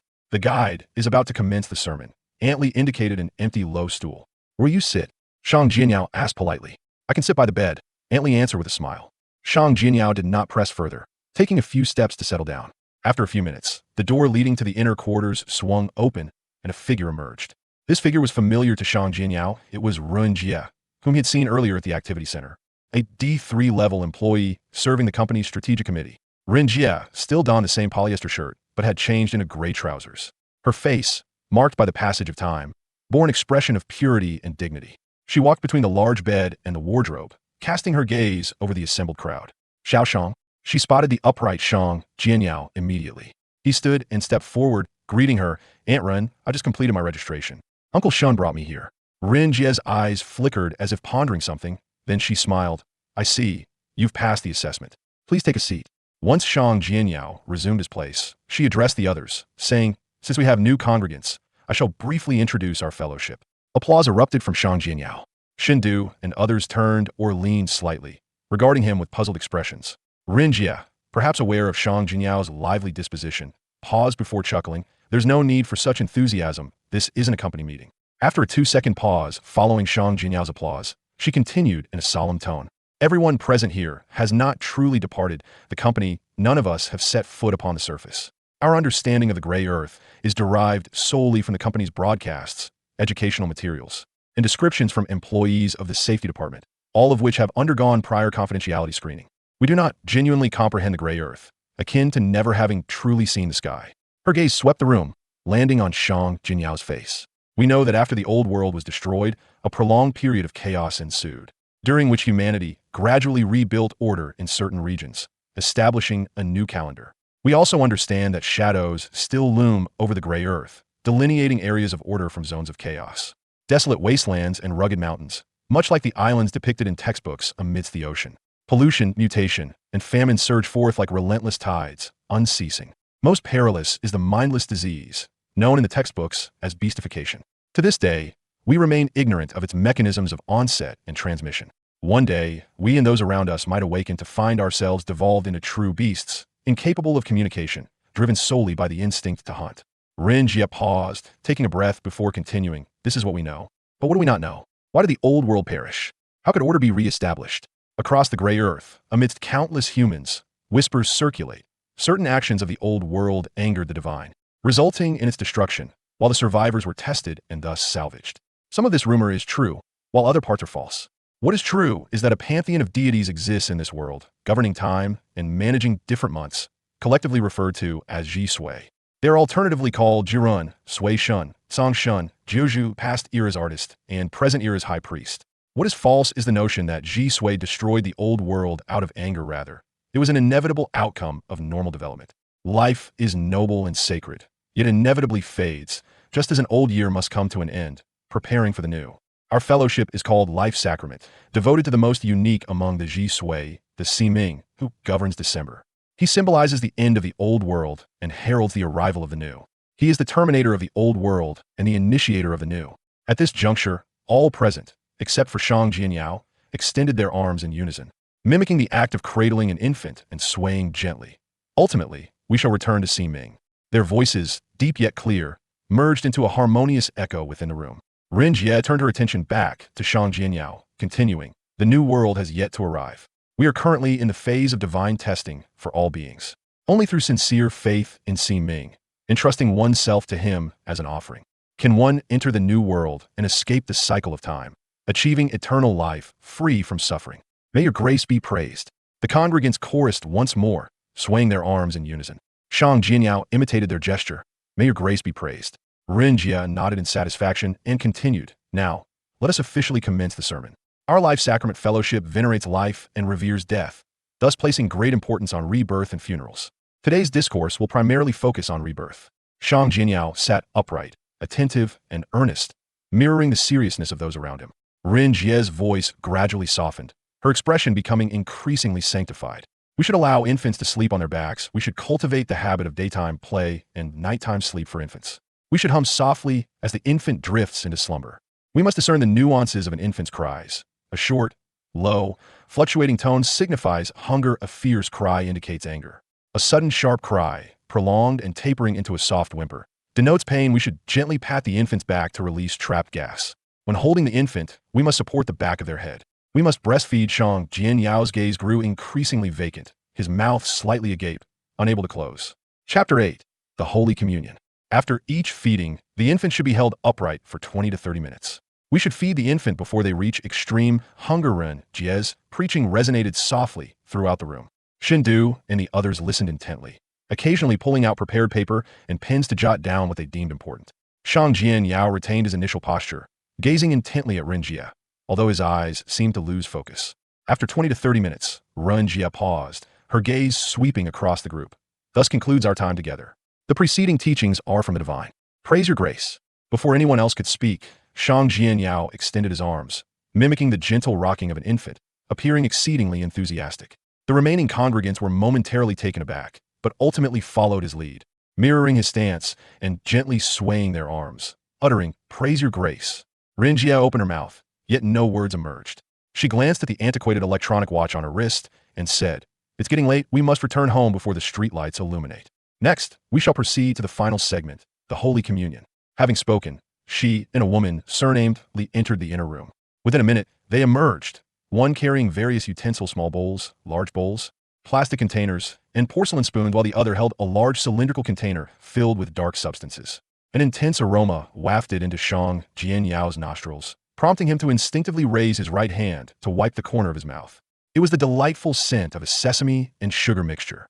Such delicacies, including ordinary snacks, could cost as much as 60 contribution points per pound, even pricier than pork. As for premium items, they could reach approximately 720 points per pound, while Shang Jianyao spent merely 8 to 10 points on breakfast each day. Soon, the woman surnamed Li distributed the utensils among the group, while Ren Jia, cradling a translucent plastic container in one hand and a soup spoon in the other, scooped the dark mixture into the bowls and containers of the congregants, one spoonful per person. With each serving, she would state, "This is today's Holy Communion, black sesame paste." Those receiving the communion would solemnly respond, "Praise your grace." As a newcomer to the congregation, Shang Jianyao was the last to receive, and his spoon was notably generous, nearly filling his small bowl. "This is today's Holy Communion, black sesame paste," Ren Jie stated, as per tradition. Shang Jianyao devoutly replied, "Praise your grace." In a certain sense, Ren Jie, distributing the communion, embodied the essence of the deity overseeing fate. Thus, you referred to the deity, not Ren Jie herself. The woman surnamed Li observed the changes in Shang Jianyao's expression and smiled, inquiring, "Are you moved?" "Very much so," Shang Jianyao replied, holding the bowl in one hand and wiping his mouth with the other. Ren Jie and the woman surnamed Li said nothing further, returning to the bedside to share the remaining black sesame paste, bowing their heads slightly and softly stating, "Praise your grace." The others echoed her sentiment before beginning to enjoy the communion. The paste seemed to have been prepared earlier, slightly cool, yet not detracting from its flavor-rich, sweet, with the unique essence of sesame. After cautiously tasting a spoonful, Shang Jianyao paused briefly, then swiftly moved the spoon, eagerly consuming the black sesame paste. He even scraped the remnants from the sides of the bowl, leaving it spotless. Upon finishing, he glanced around, wiping his mouth with the back of his hand. When the Holy Communion concluded, the group collectively praised the deity of the 12th month, lining up to return their utensils to the woman surnamed Li and Ren Jie. When it was Shang Jianyao's turn, the woman surnamed Li smiled and asked, "As this is your first gathering, what are your thoughts?" Shang Jianyao earnestly replied, "It was delicious." The woman surnamed Li hesitated momentarily before asking, "Do you have any suggestions for us?" "Do not hold back since you had joined the congregation. We are all family, and there is nothing that cannot be said among family." After a moment of contemplation, Shang Jianyao suggested, "More communion would be nice." "What else?" The woman surnamed Li forced a smile. Shang Jianyao's gaze shifted slightly as he added, "Brushing teeth beforehand would be beneficial." Unable to suppress a cough, the woman surnamed Li remarked, "Everyone is free to leave now." "Shang Jianyao, please stay, the guide wishes to speak with you." Shen Du and the others departed in succession, while the woman surnamed Li and her husband entered the inner room, carrying the utensils. Ren Jie approached Shang Jianyao with a warm smile, saying, "As a new member of the congregation, you need to quickly grasp the knowledge related to prayer. Rest assured, it is quite simple. The deity overseeing fate is the true divine being governing time, unconcerned with formalities." Shang Jianyao nodded, indicating he was listening. Ren Jie slowed her pace, elaborating, "We do not adhere to fixed prayer times, but we often choose the early morning, upon awakening, to express gratitude to the deity for granting us life. We place the utmost importance on the birth of infants and the departure of the deceased. Thus, our formal rituals or religious ceremonies occur when a new life reaches its first month or during a burial, while our regular gatherings consist of similar teachings, without a set schedule. On the first day of the 12th month, we hold a grand ceremony to welcome the arrival of our deity, while on the last day of the 12th month, another grand ceremony is held, asking our deity to open the door to a new world. You have already learned the manner of reverence, which involves mimicking the gentle rocking of an infant. The corresponding phrases are primarily categorized into 3 types. When discussing death or departure, one says, "All shall return to the deity." When mentioning the nobility of life or the grace of our deity, one utters, "Praise your grace." And when referring to new life, one may say, "New life like the sun or life is most precious." That encompasses the fundamentals. As for the Holy Communion, it varies each time. It may be black sesame paste, milk, juice, soy milk, meat broth, vegetable soup, or yogurt. Hee. Have you noticed their commonality? Shang Jianyao pondered briefly. They're all delicious. Rin Jie maintained her smile. They are all liquid or semi-liquid foods, which are the primary sustenance for new life and the departing souls. Before Shng Jinyo could speak, RNG pointed towards the door, saying, "All right, you may leave now." Shng Jinyo glanced back, but did not step forward. Instead, he inquired, "NRN, how many ZH-Su are there in total?" Normally, upon learning the definition of ZH-Su, one would assume there are 12, but that is not the case, RNG replied with a smile. In total, there are 13 ZH-Su, among which one represents the intercalary month, symbolizing the entire year in places where months are not discussed. What is their esteemed title? Shng Jin Yo pressed further. RNG shook her head. I am not certain. We worship SMNG and do not need to know about the other ZH-Su. Shng Jin Yo refrained from asking further questions and turned to leave room 35 in Area A. Utilizing the flashlight for illumination, he retraced his steps back to Area B, room 196. Each time he approached a crossroad, he followed SHND's example, switching off the flashlight and edging along the wall. Upon returning home, Shng Jin Yo approached the wash basin, struggling to squeeze a mere smidgen of toothpaste from a tube that appeared almost empty onto his sparsely bristled toothbrush. After diligently brushing his teeth and washing his face, he noticed the ceiling had not yet brightened and thus sat at the wooden table, leaning back in his chair and closing his eyes. He raised a hand to massage his temples before letting it fall back down. In the expansive hall adorned with constellations, Shng Jin Yo's figure emerged. He first glanced at the cold, dark metal walls surrounding him, then tilted his head to gaze upwards. The countless brilliant points of light, reminiscent of the stars described in textbooks, formed numerous galaxies, which in turn constituted various river systems. While boundaries existed among these galaxies, they were not distinctly defined. Shng Jin Yo had previously counted how many galaxies resided here. Now he began to silently tally again. 1, 2, 3, 1, 12, 13, 10. He fell silent, his figure gradually fading away, disappearing within the star-studded hall. After a brief wait, Shng Jin Yo observed the outside world suddenly illuminated. The fluorescent lights on the street ceiling flickered to life simultaneously. The underground building welcomed the dawn. Clad in the same dark green thick cotton coat, he took his plastic lunchbox and exited the room, heading towards Area C. His destination, Supply Market.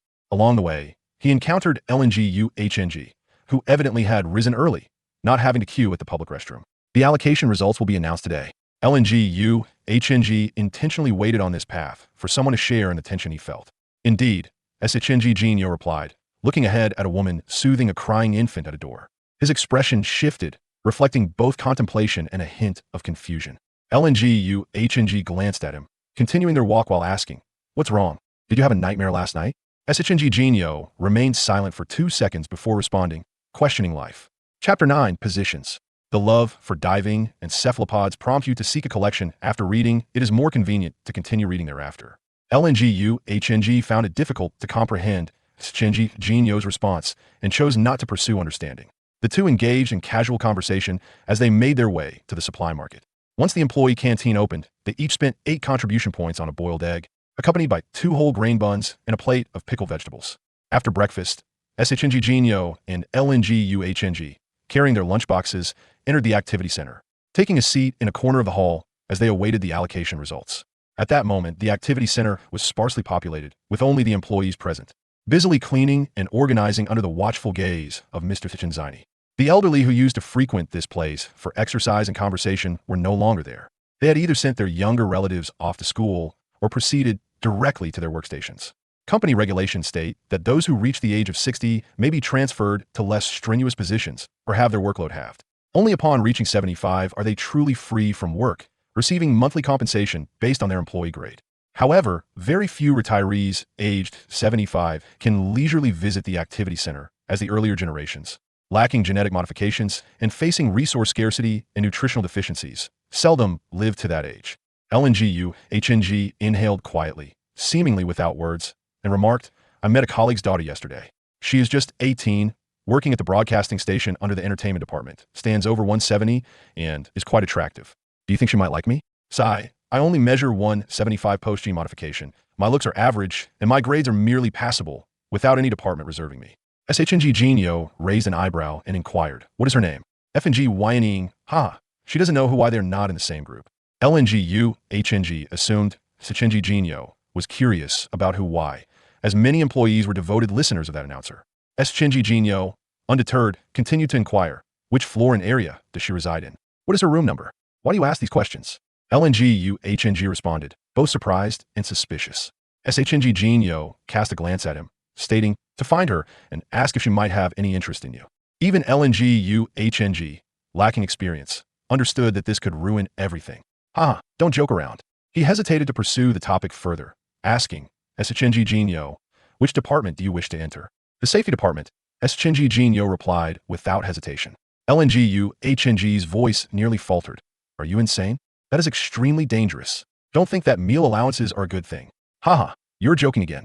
The safety department is the most perilous of all the company's divisions, with an annual employee mortality rate several times higher than that of other departments combined.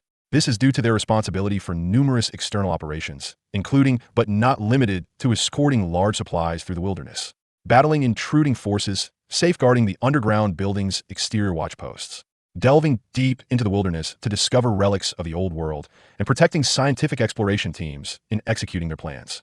This leads to safety department employees frequently facing pollution, disease, monsters, unfeeling entities, and gunfire, with injuries, illnesses, mutations, and even fatalities being unavoidable. As LNGUHNG was startled by SHNG Jinyo's answer, MNG Shi and others entered the activity center in succession, each finding different areas to sit based on their familiarity with the space. Ing Zichen Yun, who shares a close relationship with SHNG Jinyo and LNGUHNG, having lived on the same floor and attended the same university in the same major, scanned the room before making his way directly to them. Hey, why you look so drained? Did you skip breakfast? Loading more content. Please wait. The site only supports mobile browser access. If you see this paragraph, it indicates that the chapter content has failed to load. Please disable the reading mode, the unlimited reading mode, the novel mode, and the ad blocking feature in your browser, or copy the URL to another browser to read. Long Yuehong looked at Yang Jinyuan as he approached and asked with concern. Yang Jinyuan's face flushed. I ate, just a bit tired. Why are you tired? Long Yuehong asked, puzzled. Yang Jinyuan was unsure how to explain, so he turned to Shang Jianyao and sighed. I never realized that getting married could be so exhausting. Nevertheless, it's quite nice. You should also find a partner soon. As he spoke, a smile unconsciously appeared on his face. Long Yuehong felt she understood and did not inquire further. Continuing the previous topic, Yang Jinyuan, Shang Jianyao, just joked about wanting to join the Inquanbu. Yang Jinyuan pondered seriously. If it were limited to an internal position, I would want to join as well. The benefits are truly excellent. The employees of the Inquanbu receive salaries comparable to those of other departments, adhering to company regulations. However, due to their need for intensive training, they enjoy a daily meal of meat on training days and duty days at the Inquanbu exclusive cafeteria, which is both inexpensive and substantial. Additionally, there are meal allowances. This is an irresistible allure for many employees. Isn't that obvious? If it were truly limited to internal positions, everyone would want to join, except maybe management and those who prefer research, Long Yuehong scoffed. It's a pity that the internal and external positions at Inquanbu rotate unless you can enter the boss's personal guard, the management's direct action group, or the important project security group. Suddenly, Shang Jianyao, who had been quiet, spoke up. I want to serve in an external position. Long Yuehong waved her hand in front of Shang Jianyao. Are you out of your mind? Do you not realize how dangerous it is out there? The employees of Inquanbu are numerous, and most know a few, aware of the current state of the gray area, recognizing that chaos prevails outside. In comparison, the company, which guarantees basic supply and order, can be regarded as a paradise. Even though the external duty in Inquanbu comes with corresponding allowances and allows employees to bring home items from the gray area without needing to surrender or destroy them. Very few genuinely desire to go. To encourage people to join Inquanbu, the board is very generous with promotions for employees. Many in ordinary positions might only reach D3 in their lifetime, unable to become senior employees, while Inquanbu staff may achieve D4 within a year or even half a year. Furthermore, those who retire from Inquanbu and transition to regular positions are all promoted by one level. Yang Jinyuan could not comprehend Shang Jianyao's thoughts, yet he did not refute him, merely pointing out. Most employees in Inquanbu are selected from those who are married and have children. They rarely seek those newly married or unmarried. Indeed, Long Yuehong nodded with a smile. He looked at Shang Jianyao and inquired, why do you want to serve in an external position? To save all of humanity, Shang Jianyao replied without any change in expression. Cough, cough, cough. Both Long Yuehong and Yang Jinyuan choked on their own saliva. At that moment, two individuals in black uniforms entered from outside, handing a sealed paper bag to Chun Xinyu, the supervisor of the activity center. Long Yuehong, Yang Jinyuan, Meng Xia, and others simultaneously stood up, holding their breath. The paper bag contained the results of this allocation. Unlike the public announcement required for unified marriage allocations, the distribution results, due to confidentiality, are communicated to the respective individuals in written form, leaving others unaware throughout the process. After confirming the paper bag was intact, the two employees from the board stepped back beside Chen Xinyu, supervising the subsequent distribution process. That was quick. It seems we were the first batch. I wonder what positions we will get. Long Yuehong, feeling nervous, couldn't help but speak. Shang Jianyao glanced at him and said, "Let's assume we have joined in Quanbu. This way, regardless of the final outcome, it won't be worse." That makes sense. Long Yuehong had no other options, so he decided to follow Shang Jianyao's suggestion. Chen Xinyu displayed the paper bag to everyone, opened it, and took out a stack of letters. He then read the names on the envelopes. Zhong Xiaoman. A girl stepped forward, took the envelope, and hurriedly opened it nearby. Yang Jinyuan. Meng Xia. Long Yuehong. Shang Jianyao. One by one, names were called, and individuals walked forward to receive the envelope that would determine their fate. They did not shy away, but directly opened the envelopes in the activity center and extracted the letters inside. Long Yuehong stood not far from Chen Xinyu, his hands trembling slightly as he unfolded the paper. Long Yuehong. Electronic card number 0251-101-3768. Please report to room 14 on level 647 before noon. Level 647. Long Yuehong's mind buzzed, and the letter slipped lightly from his grasp to the ground. He hurriedly picked it up again, reading it several times, hoping he had misread. Unfortunately, he had not. It's over, he muttered to himself, his face ashen. The underground building has a total of 650 levels, with the 5 closest to the ground belonging to the Inquanbu. Thus, reporting to level 647 signifies joining in Quanbu. With a pat on Long Yuehong's shoulder, Shang Jianyao said, "It's all right." Long Yuehong slowly turned around, his gaze vacant. It's over, Shang Jianyao said with a slightly radiant smile. "I've been assigned to Inquanbu." Ah, Long Yuehong awakened from his nightmare and snatched the letter from Shang Jianyao. He quickly scanned it, confirming the contents. Shang Jianyao, electronic card number 0250-908-3626. Please report to room 14 on level 647 before noon. We're in the same place. Long Yuehong felt slightly calmer. It appears so, Shang Jianyao replied with a smile. Why are we so unfortunate? Now that Long Yuehong had company, he felt less despondent. Shang Jianyao tilted his head slightly and said, "I applied for it myself." Long Yuehong was left speechless. As they awaited their assignments, Ho, Mengxia, Yang Jinyuan, Zhong Xiaoman, and others glimpsed their respective results, experiencing a spectrum of emotions: excitement, joy, disappointment, and sorrow. Yet, none exhibited the intensity of Long Yuehong's reaction. Shang Jianyao, where have you been assigned? I'm headed to the Research Institute on the 36th floor. Yang Jinyuan leaned closer, clutching his letter. With a beaming smile, Shang Jianyao replied, "The security department." In an instant, the hall of the activity center fell into an eerie silence. Those who felt disheartened were initially taken aback, soon realizing that perhaps their own assignments were not as dire as they had believed.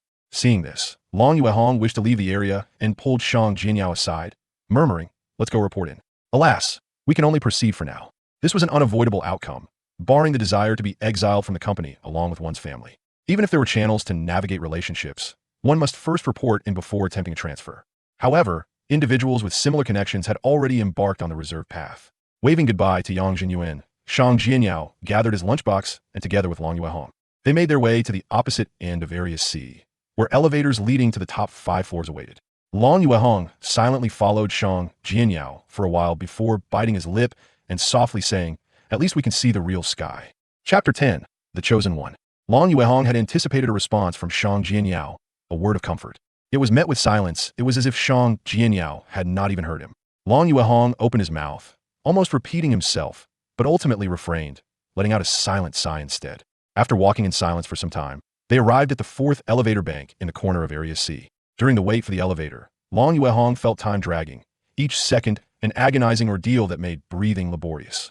Finally, the elevator on the left opened its doors. Upon entering, Shang Jianyao swiped his electronic card and pressed the button for the 647th floor. The doors swiftly closed, and the elevator began its ascent. As they watched the floor numbers change, Shang Jianyao suddenly spoke, his voice low. "Everyone has their own mission."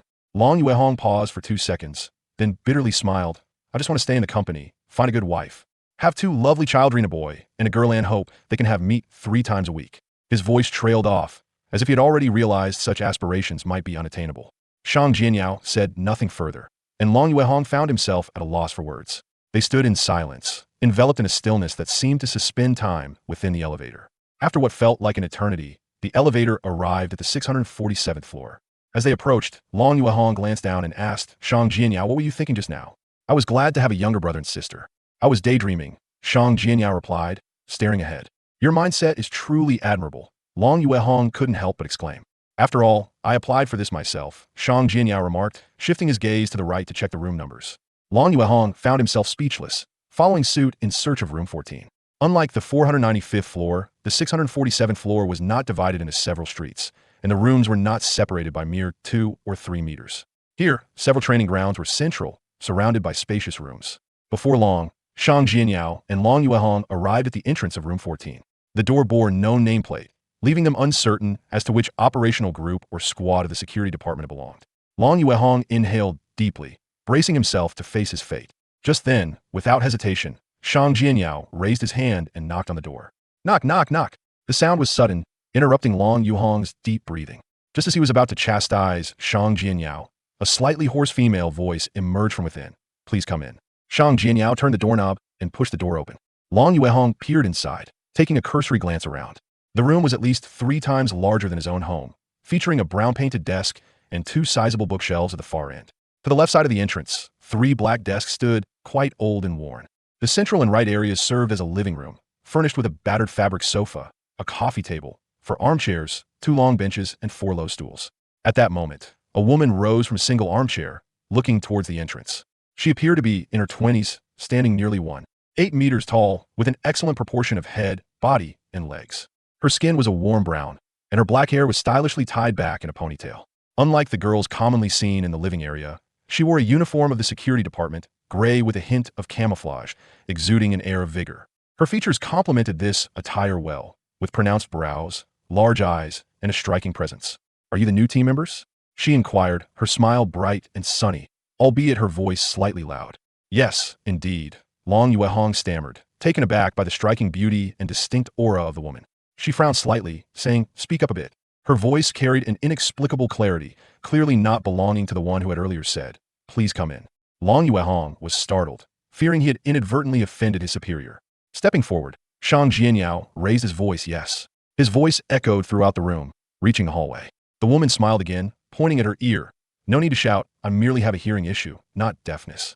Following her gesture, Long Yuehong noticed a silver metallic device nestled in her ear.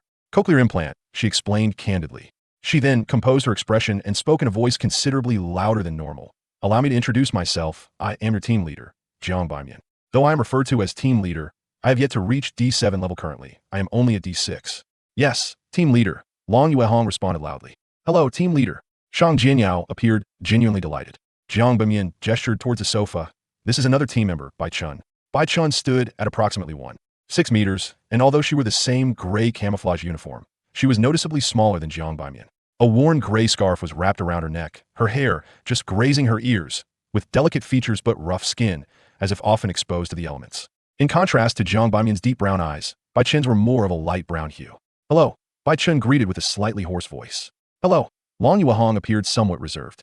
Hello, Shang Jianyao's voice remained loud and clear. Jiang Baimian gestured toward the coffee table and announced, please find a place to sit, but first, let's introduce ourselves. Shang Jianyao. No sooner had Jiang Baimian finished speaking than Shang Jianyao proclaimed his name, casually closed the door, and walked over with his lunchbox, settling into a reclining chair. I am Long Yuehong. My father's surname is Long, and my mother's name contains the character Hong. Long Yuehong instinctively began to explain the origin of his name, then took a seat in the reclining chair beside Shang Jianyao. Jiang Baimian sat down, surveyed the room, and smiled, saying, now that everyone is here, I will briefly outline the situation of our group. Is everyone here? Long Yuehong blurted out. Only 4 individuals had gathered? Surely a small group in the security department would consist of more than 20 members. Jiang Baimian paused, taken aback. What did you say? He said there are too few people. Shang Jianyao assisted with the translation. Jiang Baimian's brows relaxed as she smiled. We are not a combat unit. Not a combat unit? Long Yuehong felt a surge of relief. Jiang Baimian cast a glance at Shang Jianyao and continued. Our group's full name is Old World Destruction Cause Investigation Group, abbreviated as Old Investigation Group. However, I'm not the only Old Investigation Group.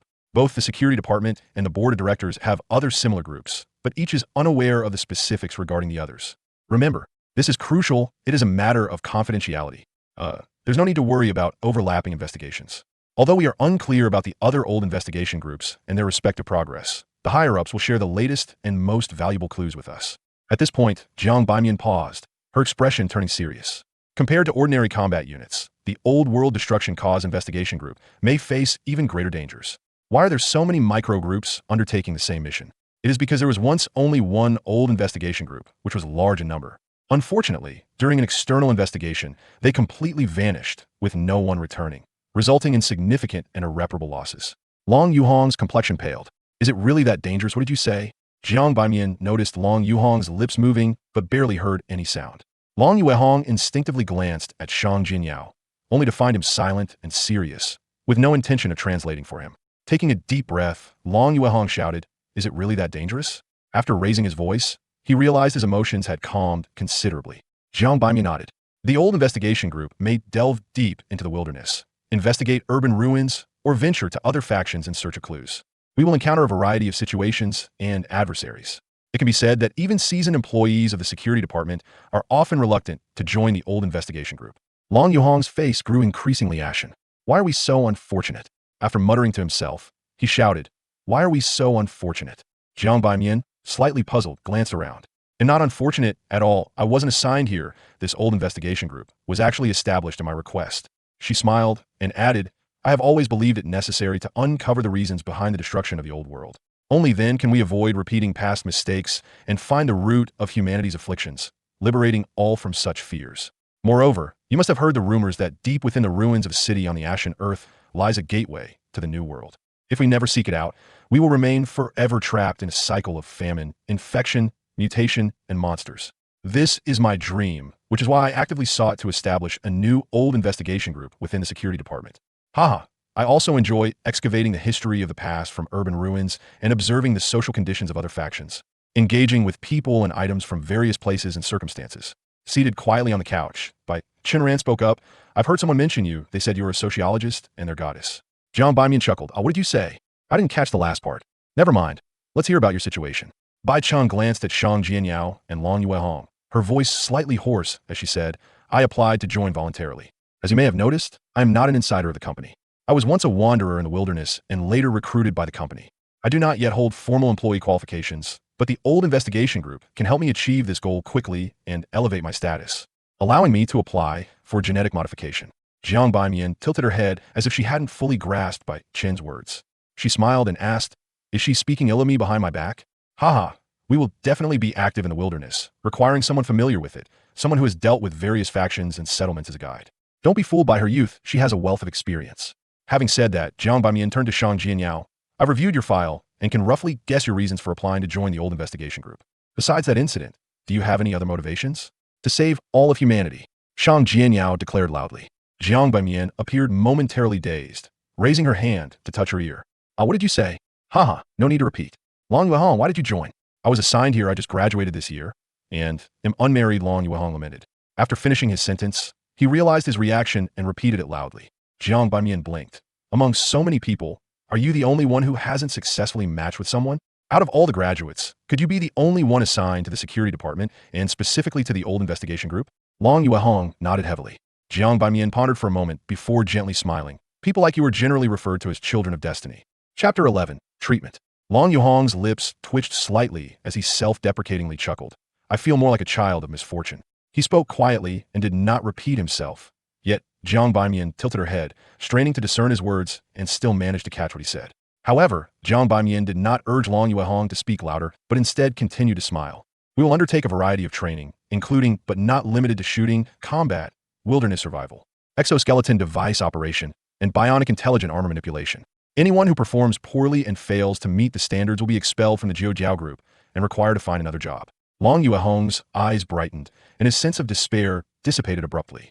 However, Jiang Baimian deliberately averted her gaze from him and directed her attention to Shang Jianyao. "If anyone deliberately hinders the training and does not exert their utmost effort, I will document this in their file. You all understand, well, the consequences that may arise from such actions. Once an employee's record bears a blemish, their next assignment will inevitably be less favorable, and accumulating 3 such marks will result in banishment to the gray earth." Shang Jianyao also refrained from observing Long Yuehong's changing expression and stated earnestly, "If one cannot even pass the training, how can they hope to save the world?" Bai Chun, seated on the couch, couldn't help but glance at the young man again. doubting his mental acuity. Although Shang Jianyao conformed to her aesthetic preferences, she cautiously reminded Jiang Baimian, leader, it would be prudent to conduct a thorough assessment of both physical and psychological states after the training courses conclude.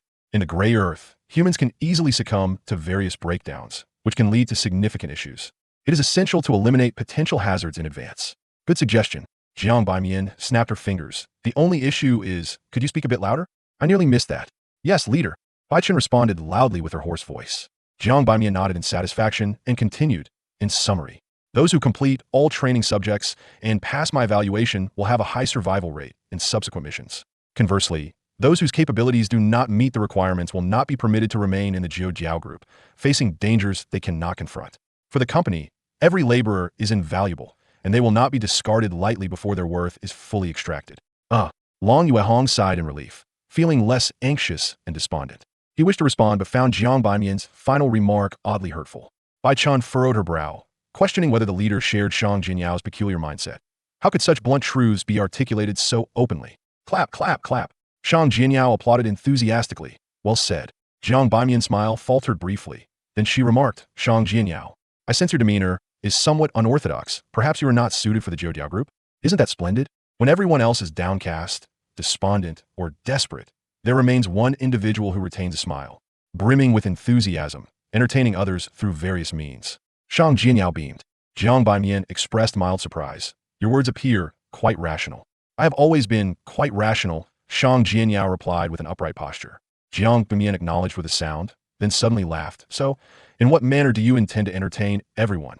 After pondering for a moment, Shang Jianyao suggested the Golden Coast Hula Dance. I look forward to it, Jiang Baimian replied, dismissively. By the way, where did you learn that? At the year-end performance organized by the entertainment department, Shang Jianyao answered candidly. Oh, I missed that. Jiang Baimian lightly clapped her hands. Bai Chun, listening to their exchange, felt increasingly unsettled. She began to suspect that joining this group might have been a mistake. Her gaze swept across the room, and she noticed Long Yuehong's expression mirrored her confusion and doubt. Is the only person here who seems relatively normal besides me this timid and foolish fellow? Bai Chun tugged at her scarf, as if to shield her entire face.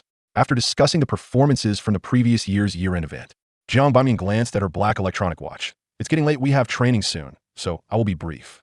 Noticing Shang Jianyao, Long Yuehong, and Bai Chun focusing on her wrist, Jiang Baimian waved her hand. I traded 2 yellow beans for this can of beef from a wilderness drifter. He found it as well, and it was already broken.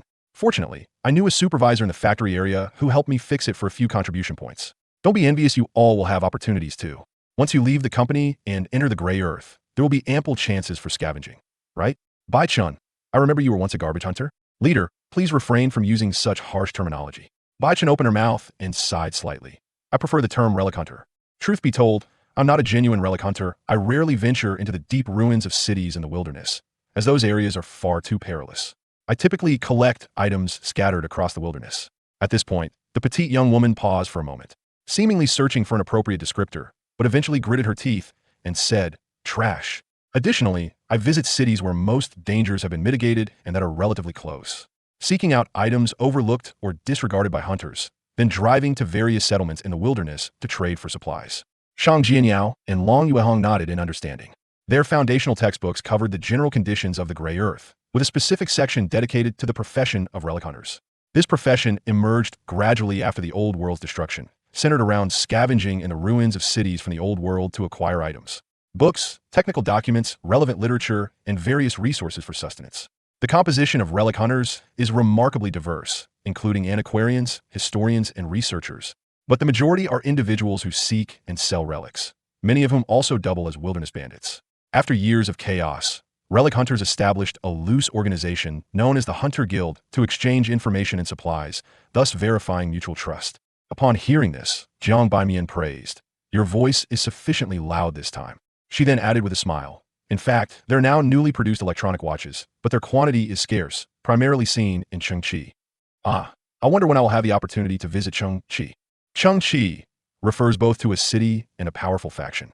The former is said to be the first city established by humanity after the Old World's destruction, built upon the ruins of a prior settlement, and serves as the capital of the latter, which currently holds the largest population and influence in the Gray Earth.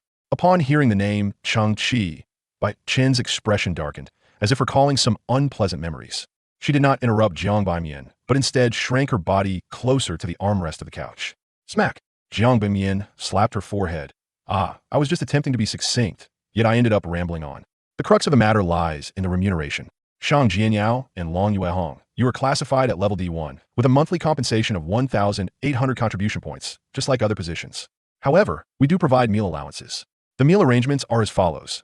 You will have 4 days off each month, and the remaining days are training days. During training days, meals are provided in the adjacent cafeteria, comprising 2 servings of specially prepared meat and vegetables daily, totaling half a kilogram.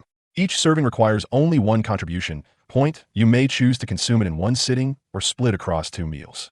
On your days off, you will receive an additional 25 contribution points daily, equivalent to half a kilogram of fresh pork, totaling an extra 100 contribution points for the month. In essence, during the training phase, excluding outdoor exercises, you will accumulate 1,900 points monthly. Upon departing the company for training in the wastelands, not only will supplies be complimentary, but you will also receive an additional 30 points as an outdoor allowance. Should you sustain injuries, all medical expenses will be reimbursed, and in the unfortunate event of disability, the company will provide free biological prosthetic surgery. At this juncture, Jiang Baimian glanced at Long Yuehong. In the event of death, there will certainly be a compensation package equivalent to 80 months' salary. In summary, for those below level D7, our group's compensation surpasses any equivalent positions. Once you complete all training courses and pass the evaluations, you will be promoted to level D2 immediately. Other positions may require a year, 2 years, or even longer. Long Yuehong initially felt a pang of disappointment, but soon elation followed as his prospects appeared promising.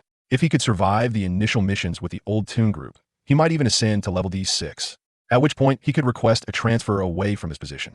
At that time, among his peers, he would likely hold the highest rank and earn the most, allowing him to walk with his head held high wherever he went, as long as he avoided the residences of the management. As for you, Jiang Baimian turned her gaze to Bai Chun. Since you are not yet a formal employee, your current compensation will remain unchanged, but you will receive meal allowances and outdoor allowances as well.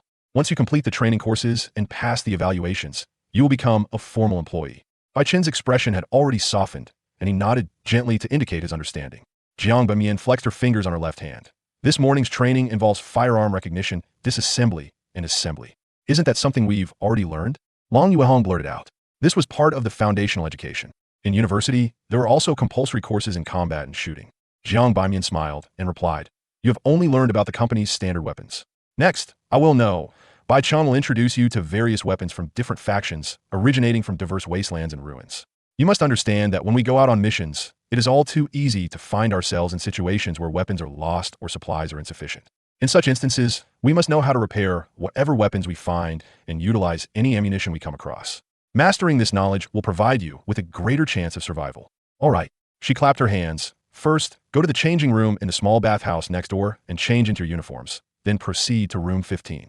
She then pointed to several sets of clothing laid out on the coffee table. Chapter 12. A Fulfilling Day. In room 15 of building 674, Shang Jianyao, now donned in a gray uniform, pushed the door open. Long Yuehong followed closely behind, curiously scanning the surroundings. Before him lay an array of weapons long, short, silver, black, some displayed on tables, others hanging up much like a grand exhibition of firearms.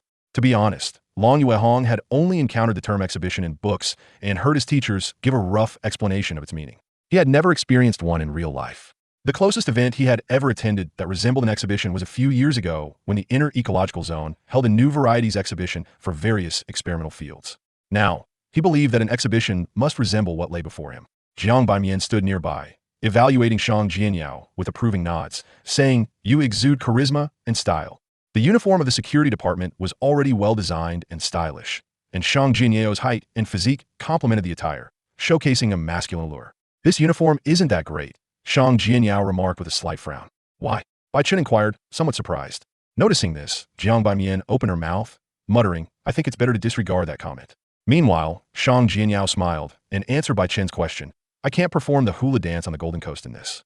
Bai Chen, sometimes I genuinely cannot tell if you're joking or if there's something amiss in your mind. Jiang Baimian teased lightly, turning to Long Yuehong. Stop daydreaming and head over there to start the class. She paused, scanning from top to bottom, and then back up again, smiling as she said, you look quite spirited, much more handsome than before. Previously, as both ladies had focused their attention on Shang Jianyao, Long Yuehong felt somewhat neglected and self-conscious. But he straightened his back and declared, yes, team leader. Approaching the long table Jiang Baimian indicated, Bai Chun picked up a silver handgun with a grip embedded with black non-slip material and stated, "This is a weapon that both relic hunters and wasteland bandits have a love-hate relationship with. Do you see? Its barrel is quite thick and long, utilizing 18 millimeters ammunition, which grants it considerable power, making it suitable for hunting larger beasts. Similar models exist nearby, some referred to as Python. It has significant recoil, and without adequate physical conditioning, one cannot manage it. Well, you all should have undergone genetic enhancements, so that shouldn't be an issue. Its prototype originates from the urban ruins of the old world, and this particular model, produced by United Industries, is designated as 202. Its drawback is that it is more prone to jamming than other types of handguns, so please exercise caution while using it." Bai Chun elaborated on the specifications, structure, and user experience of the United 202 handgun to Shang Jianyao and Long Yuehong. The bullets of the M are notably powerful, compact, and comfortable to handle, boasting high precision and ease of transport and maintenance. However, they may not be particularly user-friendly for individuals with larger hands. For me, they're simply exceptional. Currently, the two prevalent types in the wilderness are the UBI-6 and UBI-7, produced by the Savior Army. One notable difference is that the former has certain design flaws, resulting in a jam rate that is significantly higher than that of the United 202. Furthermore, this particular weapon utilizes 14 5mm rounds, the power of which is quite formidable. It originates from the ruins of Taizhan City, although the Orange Company has produced a replica, which we refer to as the Fatty. Nevertheless, it is not the most effective sniper rifle. I prefer the Eagle Eye and God's Eye, which can be found over there. In truth, the best sniper rifles are the Gauss rifle and the plasma rifle, but these are not available here. Unless one encounters elite teams from major factions, such as Primordial City or United Industries, they are unlikely to be found in the wilderness. This is my favorite submachine gun, nicknamed Shortneck. Bai Chun enthusiastically introduced and explained, while Shang Jianyao and Long Yuehong listened intently, occasionally handling the weapons to familiarize themselves with them. Jiang Bai Mian did not interrupt the lecture. Instead, when Bai Chun took a sip of water, she pointed to a nearby stout steel pipe and inquired, "Can you guess what weapon this is?" Long Yuehong gazed over and deciphered 5 characters in gray soil script on the steel pipe. "Linan Steel Pipe Factory." "Haha," Jiang Bai Mian chuckled. "It is, in fact, a single-soldier rocket launcher, with its primary components sourced from a seamless steel pipe factory belonging to the Savior Army. Now please continue." At 6:20 p.m., having showered and changed into casual attire, Shang Jianyao and Long Yuehong each took their meal boxes and settled down in the cafeteria of the 647th floor. The various small cafeterias of the security department opened at 6:10 p.m., 20 minutes earlier than the living area.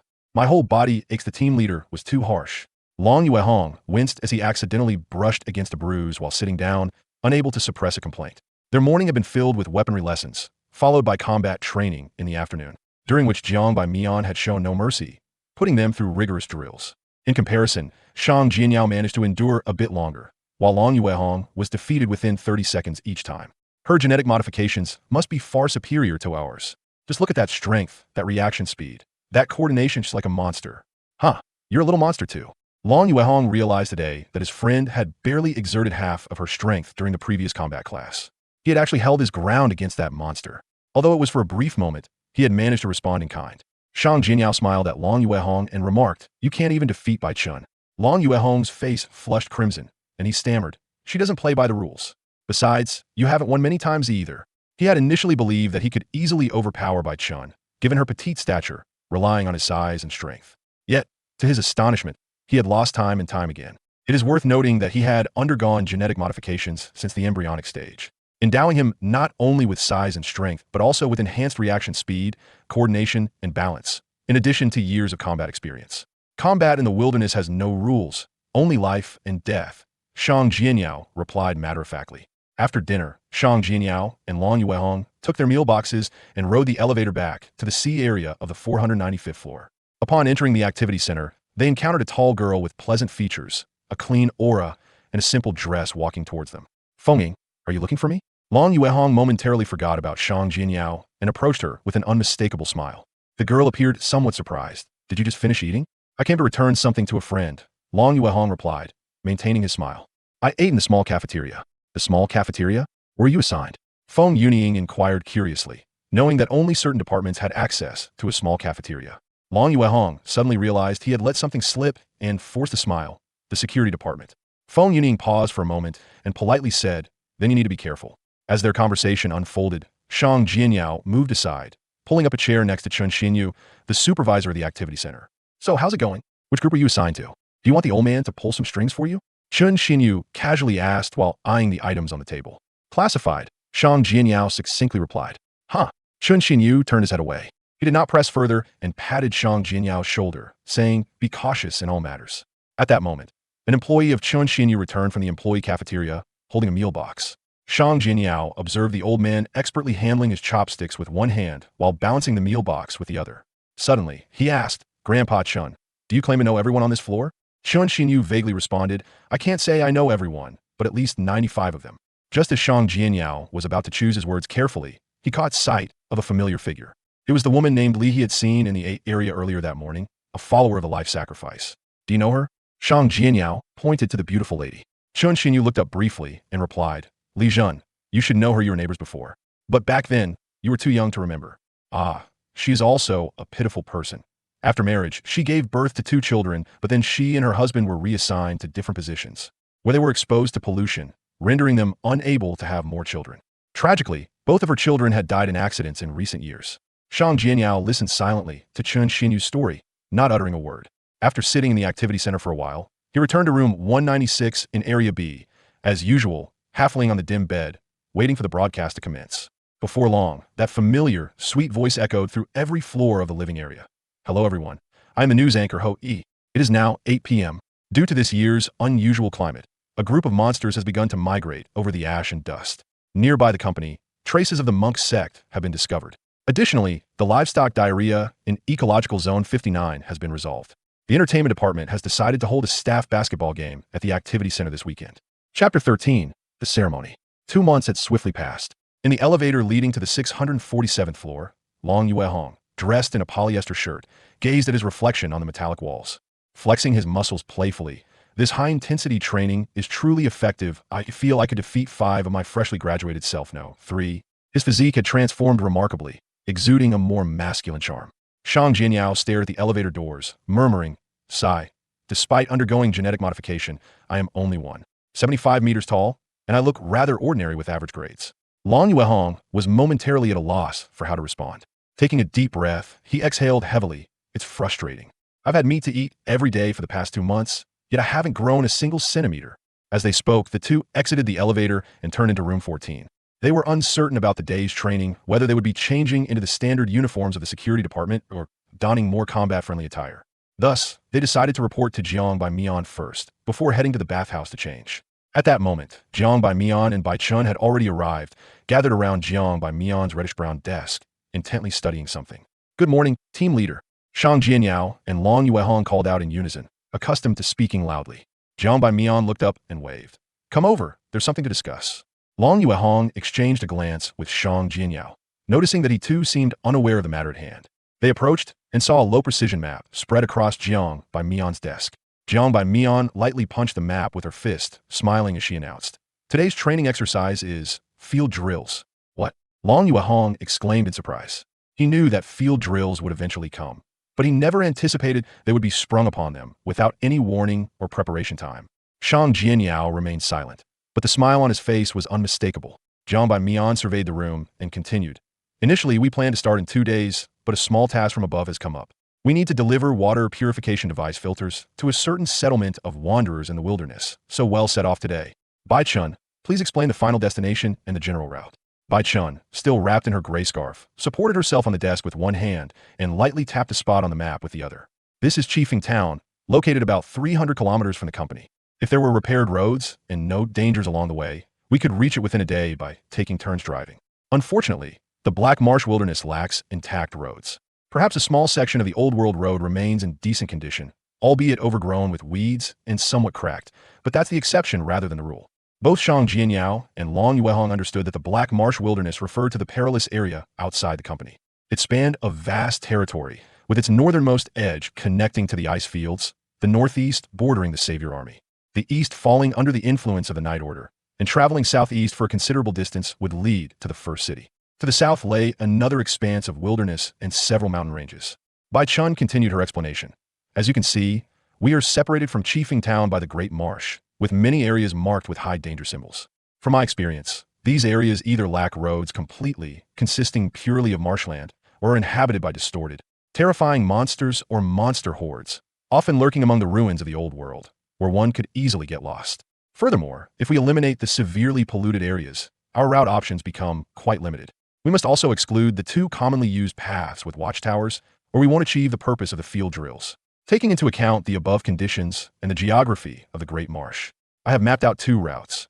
Both require us to weave back and forth within the Great Marsh, taking approximately 1 to 2 weeks to reach Chiefing Town, depending on the weather. Which route do you prefer? Or would you like to circumvent the Great Marsh from the outside? That would take even longer, with danger levels that may not be significantly lower. Well, my understanding of the Great Marsh isn't very detailed. I haven't visited many areas, so I'm open to your suggestions. Before Jiang by Mian could respond, Shang Jianyao stepped forward, pointing to one of the routes. This one is good. Why? Bai Chan asked instinctively, only to regret her question immediately. The lines are smooth, and the shape is beautiful, Shang Jianyao replied earnestly. Bai Chan turned to their team leader, hoping she would arbitrate. Jiang by Mian stroked her chin thoughtfully. I agree with Shang Jianyao's choice. Since there is no essential difference between the two routes, we should certainly opt for the more aesthetically pleasing one. Let's make this decision with joy. Upon finishing, she turned to Shang Jianyao and Long Yuehong, gesturing to her electronic watch. You have 15 minutes to prepare. Only 15 minutes? Long Yuehong's face contorted in disbelief. 14 minutes and 55 seconds, Jiang by Mian replied, her gaze fixed on her watch. Long Yuehong immediately turned and hurried after Shang Jianyao. Wait for me. The two quickly entered the changing room of the nearby bathhouse, each claiming their respective lockers. As they trained vigorously every day, they had stored several changes of clothes here for convenience. Due to the absence of sunlight within the company and the cold nights, employees could not dry their clothes. Instead, the training support department would collect, wash dry, and return them. Uniformly smaller personal items could be hung above their wash basins or placed in a basin to catch dripping water. Shang Jianyao retrieved a standard-issue camouflage backpack from the security department, unzipped it, and stuffed in a uniform. Then he took out a combined shampoo and body wash. The bar of soap was placed into a small plastic bag and tossed into the backpack. After stowing away scattered items such as toothpaste, toothbrush, and personal belongings, Shang Jianyao swiftly shed his clothing, tossing them into the cabinet.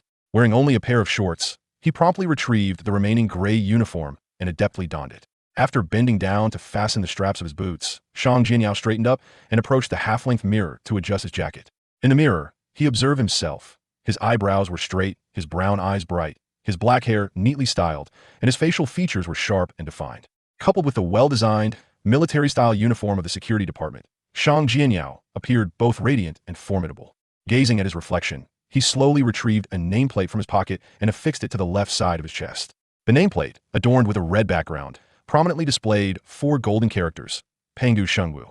Exiting the changing room, Shang Jianyao waited for 2 minutes until Long Yuehong was ready, and together they returned to room 14. Long Yuehong glanced at Shang Jianyao and, unable to contain himself, finally spoke up. Don't you think I seem different? Shang Jianyao shot him a sidelong glance without responding. Long Yuehong raised his arm, declaring, I'm not nervous. Didn't you notice how calm I am? If this were the past, I would have felt afraid and pessimistic, but now, it's just a field exercise. I believe I can handle it.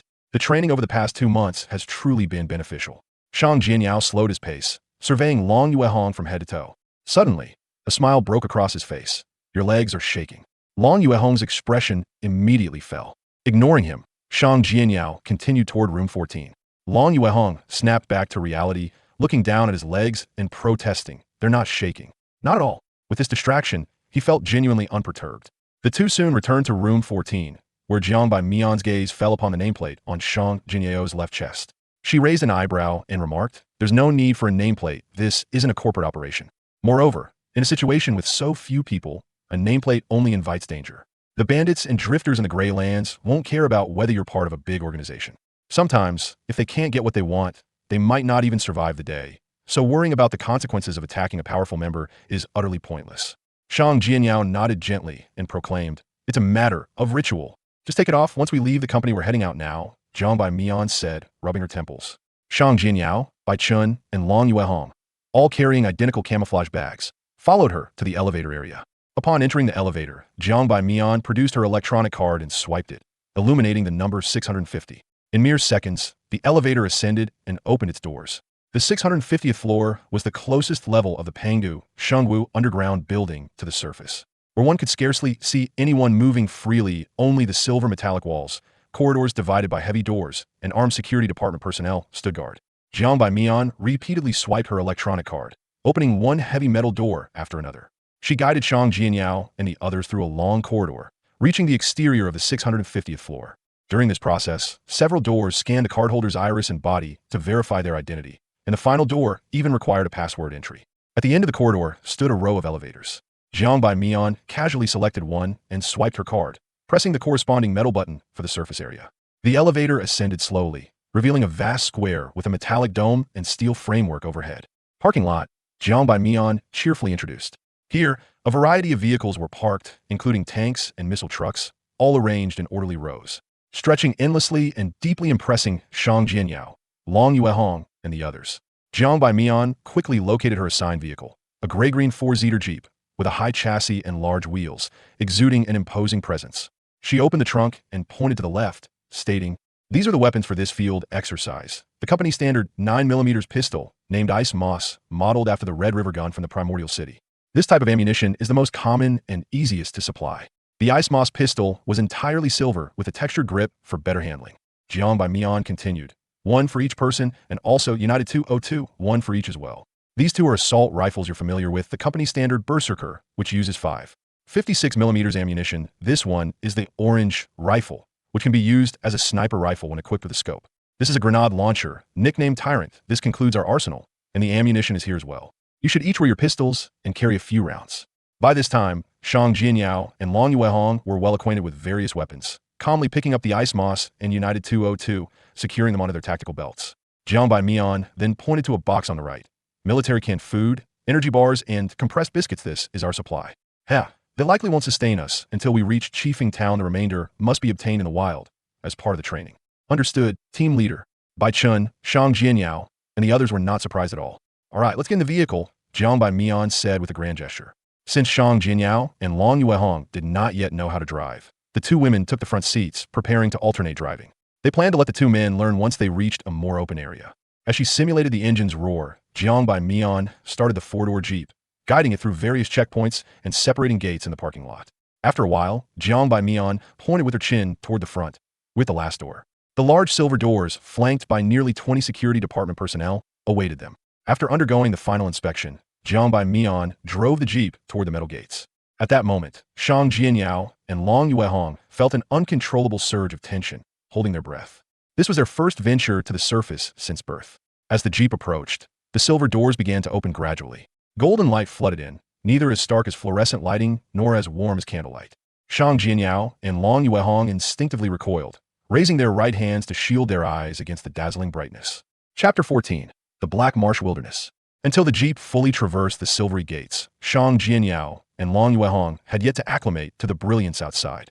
They lowered their right arms, widened their eyes, and cast their gazes out the window. After enduring an inexplicable, ineffable fear, they beheld a cerulean sky, diverse white clouds, flocks of birds, shifting formations, and mountains shimmering with a faint golden radiance in the sunlight. "Sunday sun," Long Yuehong exclaimed, pointing at the immense, fiery orange sphere high above. He fixed his gaze upon it, even as tears streamed down his face from the pain, reluctant to divert his attention. "Do not gaze directly at the sun in its current state. It can harm your eyes.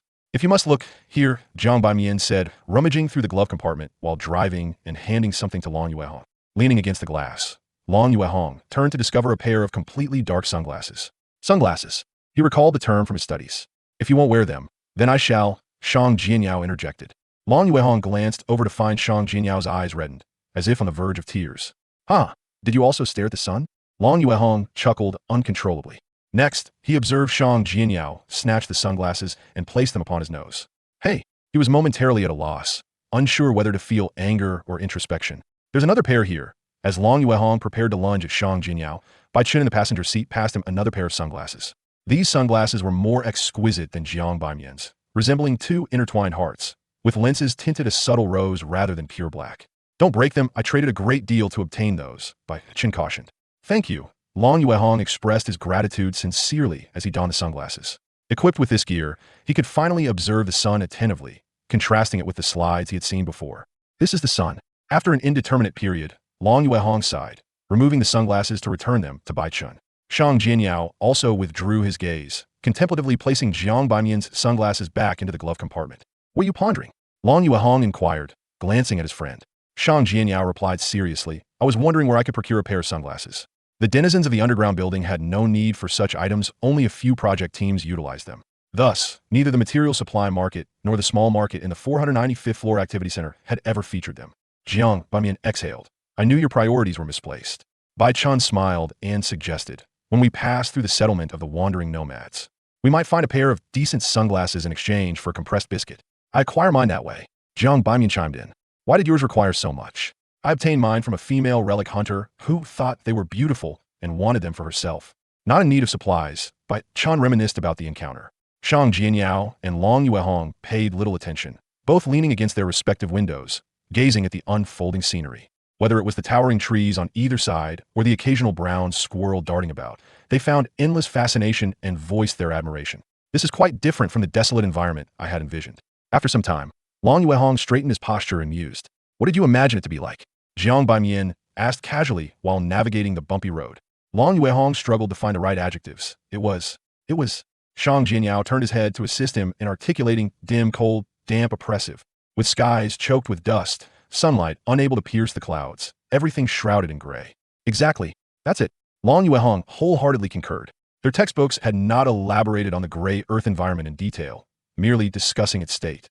Pollution, diseases, and famine, leading them to naturally form a negative impression of the conditions above. Moreover, those who had ventured to the surface, constrained by confidentiality, could not divulge much. Even when they occasionally mentioned places that were sunny and pleasant, the listening crowd would instinctively dismiss such remarks. Jiang Baimian, resting his elbow on the steering wheel, gazed ahead and chuckled. Perhaps it was like that immediately after the old world was destroyed, but it improved quickly. Only certain areas remain in such a state. And that also signifies danger, denoting pollution, disease, and mutation, Bai Chen added. I see. Long Yuehong pressed his face against the window once more, admiring the sunlit forest scenery. Shang Jianyao did the same. Jiang Baimian, observing this through the rearview mirror, stifled a laugh and pressed a button. With a beep, the windows of all four doors abruptly rolled down. Long Yuehong was startled, straightening up. It can do that?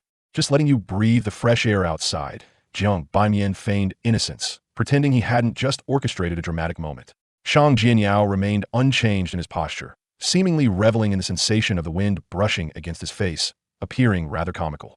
He squinted his eyes and inhaled deeply. How does it feel? Jiang Baimian asked with amusement. Shang Jianyao replied earnestly. There's a fresh scent of excrement. Jiang Baimian acknowledged Shang Jianyao keen sense of smell, but chose not to engage further. Bai Chun, who had observed the entire window rolling process, interjected thoughtfully. Leader, what year were you born? Year 23 of the new calendar, why do you ask? Jiang Baimian responded casually. You are 3 years younger than me. Bai Chun expressed his surprise. Long Yuehong was even more astonished. Leader, you are only 2 years older than us? You're already D6. That's the advantage of working in the safety department. Danger is danger, but promotions come swiftly, especially since your superiors, like myself, could perish at any moment, Jiang Baimian jested. After a pause, he seemingly added nonchalantly, and also I have contributed in various ways. I forgot to mention, observing the color of the air is crucial sometimes. It is necessary to wear gas masks in advance. In the ensuing half hour, the jeep meandered clumsily through the forest. While Shang Jianyao and Long Yuehong remained captivated by the scenery outside, their childlike curiosity evident in their expressions. As the soil ahead darkened and the trees around became increasingly sparse, the road's ruggedness began to diminish. Long Yuehong suddenly furrowed her brow and remarked, I can't shake the feeling that something is amiss with the environment outside. It seems devoid of something. Shang Jianyao sat up straight, his voice deep and solemn as he replied, No one. No one. Indeed. Long Yuehong slapped her thigh and exclaimed, Exactly. Aside from a few individuals at the lookout posts, there hasn't been a single human presence along the way. It was indisputable that the personnel at the lookout posts were all employees of the company. The nearby inhabitants have either been assimilated by the company, wandered off in search of food, or, Jiang Baimian interjected, once we pass that lookout ahead and truly enter the Heizhou wilderness, we may encounter some humans. But that may not be what you desire. Bai Chen added quietly without turning back. What did you say? Jiang Baimian inquired, tilting her head. Team leader, focus on driving. Bai Chun called out cheerfully, suppressing her emotions. Shang Jianyao and Long Yuehong fell into a contemplative silence, occasionally glancing at the increasingly expansive landscape outside. After an indeterminate amount of time, Long Yuehong suddenly questioned, Team leader, I haven't informed my family about my training expedition, and I won't be returning home anytime soon. What should I do? The higher-ups will dispatch someone to notify them, Jiang Baimian replied, her gaze fixed on the road as she gently adjusted the steering wheel. Long Yuehong fell silent. Within the jeep, an interminable silence ensued. Upon passing the periphery of Panga Biology's lookout, the terrain ahead became increasingly level. The soil here was a dark gray, soft to the touch, marked by a myriad of intersecting tracks, some belonging to vehicles, others to animals, and some to humans. The trees lining the road grew more sparse, revealing the distant black marshes. These trees sported dark trunks and deep green leaves, some towering at 20 to 30 meters, while others were merely a human's height, all bearing twisted, grotesque forms as if they were the remnants of monstrous beings, appearing shadowy under the sunlight. At the edge of the marsh, we need not be overly cautious, but as we delve deeper, we must reduce our speed and remain vigilant to ensure the road has not been consumed by the swamp. If we find ourselves truly trapped, we must abandon the vehicle and retreat, Jiang Baimian instructed, seizing the opportunity to impart knowledge. Look, there's a clean water source over there, she continued. Jiang Baimian nodded. All right, let's rest there and replenish our water supplies. Then, taking advantage of the open terrain, which is relatively safe, Shang Jianyao and Long Yuehong, you will take the lead. I hope you can master this by the end of the day. She turned the jeep toward a sparse stretch of wilderness. An underground river surfaced here, flowing for several hundred meters before disappearing back underground. Jiang Baimian, with a solar charging panel and a sizable thermos in hand, approached the riverbank and addressed Shang Jianyao and Long Yuehong. This flowing underground water is generally safe, but we must observe two things. First, whether the nearby plants exhibit any obvious deformities, and second, if the organisms within the water appear unusual compared to their counterparts. Additionally, if conditions allow, we should boil it before transferring it to our water bladders. If that isn't feasible, we will use biological purification tablets. After a moment of observation, Jiang Baimian crouched by the riverbank and filled her thermos with water. She then placed the thermos onto the already charged solar panel and plugged it in. During this process, she retrieved a milky white plastic bottle, pouring a small white tablet, roughly the size of a fingernail, into the water. This was the biological purification tablet produced by Panga Biology.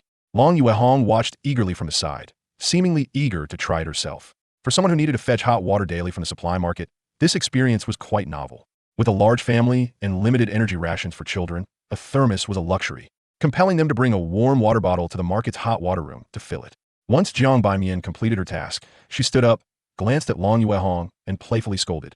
At a time like this, you should be preparing the ice moss to guard against any potential biological attacks or resource theft. And as for Bai Chun, it's needless to say very seasoned.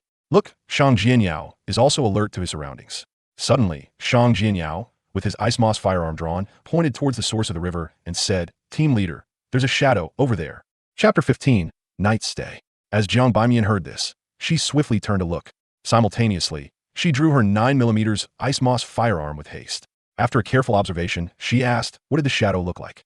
Shang Jianyao, remaining vigilant, replied, the clothing was tattered, yet thick, resembling a prairie dog. Jiang Baimian, unperturbed, exclaimed in surprise, you know what a prairie dog is? If her memory served her right, this was Shang Jianyao's first outing beyond the company, and the only place one might see prairie dogs within the company would be in the research area, which did not align with Shang Jianyao's freshly graduated status. The only explanation she could conjure was that he had seen pictures of prairie dogs in textbooks, thus forming his judgment, but it was challenging to draw such connections without having seen the real thing. Shang Jianyao, with his gun-free hand, pointed across the river, saying, there's one over there, and it looks just like the picture in the textbook. Following his finger, Jiang Baimian indeed spotted a highly alert prairie dog. The prairie dog let out a cry and burrowed back into its hole. Keen observation, Jiang Baimian remarked after a moment of contemplation. Bai Chun glanced up at the sky and commented, in this season, at this time, yet dressed so heavily, an Alanite must be a drifter in the wilderness. There's no need for excessive concern. We are numerous and armed he wouldn't dare approach. The only issue may be his potential connections to certain bandit groups, which could cause some trouble, but we won't linger here for long. We will depart shortly. If there are indeed bandits, it will be a perfect opportunity for you all to hone your skills. Jiang Baimian remarked, redirecting her gaze toward Shang Jianyao and Long Yuehong with a smile. Long Yuehong's heart raced, and she asked, Team leader, are you not worried about the bandits being numerous and heavily armed? Jiang Baimian chuckled lightly. We're not far from the company, and the security department frequently sends teams for training and drills. If there were truly a formidable bandit group, they would have been eliminated long ago. Moreover, there are many strongholds atop the gray soil. The concept of a group may differ significantly from your imagination, resembling more a state of survival where wanderers huddle together for warmth. There will be few firearms and even fewer individuals due to the scarcity of resources. At times, the frail members of a band of robbers serve merely as reserves for others. Of course, those notorious bands of robbers are not easily dealt with. They have found methods to ensure their long-term survival. The term reserve sent a shiver of dread through Long Yuehong. Captain, How can you describe such a brutal reality in such a calm manner? You'll grow accustomed to it after spending enough time in the ashlands and witnessing it all. Jiang Baimian glanced down at the solar charging panel atop the kettle. Shang Jianyao remained vigilant, yet it did not hinder his curiosity. Why are the inhabitants of the settlements referred to as wilderness wanderers? That individual we just encountered was the true wilderness wanderer. Bai Chan adjusted her scarf, her expression somewhat solemn. Because settlements are inherently unstable. Changes in water supply, soil quality, weather conditions, and monster migrations all influence whether a location can sustain a settlement. When the environment shifts, people must wander anew in search of a new refuge. Among all these factors, the most significant influence on their migration frequency is whether they have been discovered by a powerful faction. Why is that? Long Yuehong inquired, intrigued. Bai Chen regarded him for a moment. In the ashlands, the most notorious entities are not the largest bands of robbers, but rather the slave capture team from Huī Tǔ. They frequently assault settlements, abducting people to serve as slaves. Within the mines controlled by Huī Tǔ, countless slaves have perished in the factories. Jiang Bimian nodded gently, adding, some bands of robbers engage in similar practices, especially those that control mineral resources. If it weren't for the slave capture team of Huī Tǔ also targeting these bands, I suspect the most thriving industry in the ashlands would be the slave trade. Bai Chan seemed to recall something, briefly diverting the topic back. In addition, many settlements cannot fully sustain all their inhabitants. They must frequently venture into the wilderness to gather fruits, hunt beasts, and scavenge various items for exchange. Thus, in many respects, they remain wilderness wanderers. As Long Yuehong listened, he reflected on his own situation. Though he had endured years of only one meal of meat per week, often waking in the night from hunger, he at least managed to maintain a basic level of sustenance. Compared to those wilderness wanderers, he felt as though he resided in paradise. How pitiful, Long Yuehong remarked with sympathy. Bai Chan cast him a glance. Indeed, it is pitiable. When you encounter wilderness wanderers, it is wise not to be too soft-hearted. The difference between them and robbers lies solely in how desperate they are and whether your weaponry is sufficient for self-defense. When I was wandering in the wilderness, I was often attacked and frequently attacked others. In the eyes of wilderness wanderers, there are no good or bad people, only the living and the dead. Her words were spoken softly, requiring Jiang Baimian to strain to hear. The employee from Manga biology with a ponytail shook her head. It cannot be so absolute. I have encountered many wilderness wanderers who are grateful and willing to reciprocate kindness with kindness. For instance, Shang Jianyao pressed. Jiang Baimian beamed brightly. For example, Bai Chen. After a long silence, Bai Chen replied, Captain, the water has boiled. Jiang Baimian nodded and instructed Shang Jianyao and Long Yuehong, go fetch the 4 water bags. Once they replenished their water supply, Shang Jianyao and Long Yuehong began to learn how to operate the jeep. Given the wide open road, the absence of other vehicles, and no need to park within a designated area, coupled with their genetically enhanced capabilities, their concentration, reaction speed, and coordination were exceptional, allowing them to master the skill of driving with remarkable ease. It feels like flying. Long Yuehong reluctantly relinquished the driver's seat to Bai Chen. Shang Jianyao nodded in agreement. If it weren't for the softer terrain and the increasing proximity to the Great Marsh, complicating the situation, he could have driven the vehicle at incredible speed. As darkness falls, exercise caution, Bai Chen warned as she pressed the accelerator. Ahead lies a cluster of abandoned buildings, rumored to be a rest stop along the highways of the old world. We shall camp there tonight. Seizing the opportunity, Jiang Baimian began instructing Shang Jianyao and Long Yuehong. We refrain from traveling after dark, not only because more dangerous creatures may emerge at night, but primarily due to the insufficient light, which significantly reduces our visibility.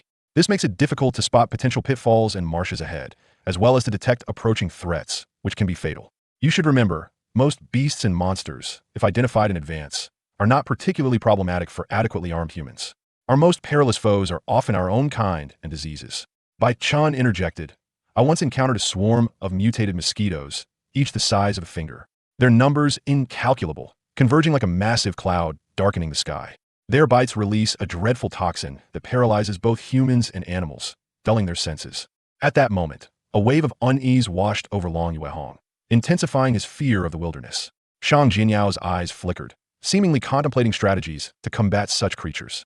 Jiang Baimian nodded lightly, suggesting, in such scenarios, the company's weed removal shell is an excellent choice. As their conversation unfolded, the jeep arrived at a modest expanse of ruins. Several structures, no taller than 3 stories, had partially collapsed, their surfaces cloaked in a dense growth of climbing ivy, rendering the original walls nearly invisible, as if submerged beneath a verdant tide. Before these edifices lay an expansive clearing, strewn with stones of varying sizes. while the ground bore numerous cracks, from which clusters of plants emerged. After parking, Bai Chun surveyed the surroundings. There are no signs of recent human activity. We shall rest here tonight. There is a clean water source nearby. Shang Jianyao and Long Yuehong alighted from the vehicle, following Jiang Bai Mian's guidance to gather wood for a bonfire and recharge the high-performance battery of their Jeep using solar panels that had basked in sunlight all day. Unless one possesses extensive knowledge of the wilderness, knowing where settlements or relevant ruins that could provide gasoline are located, fuel-powered vehicles can only operate within their own territory or must carry sufficient filled fuel canisters. Unfortunately, Manga biotechnology was notably deficient in petroleum resources.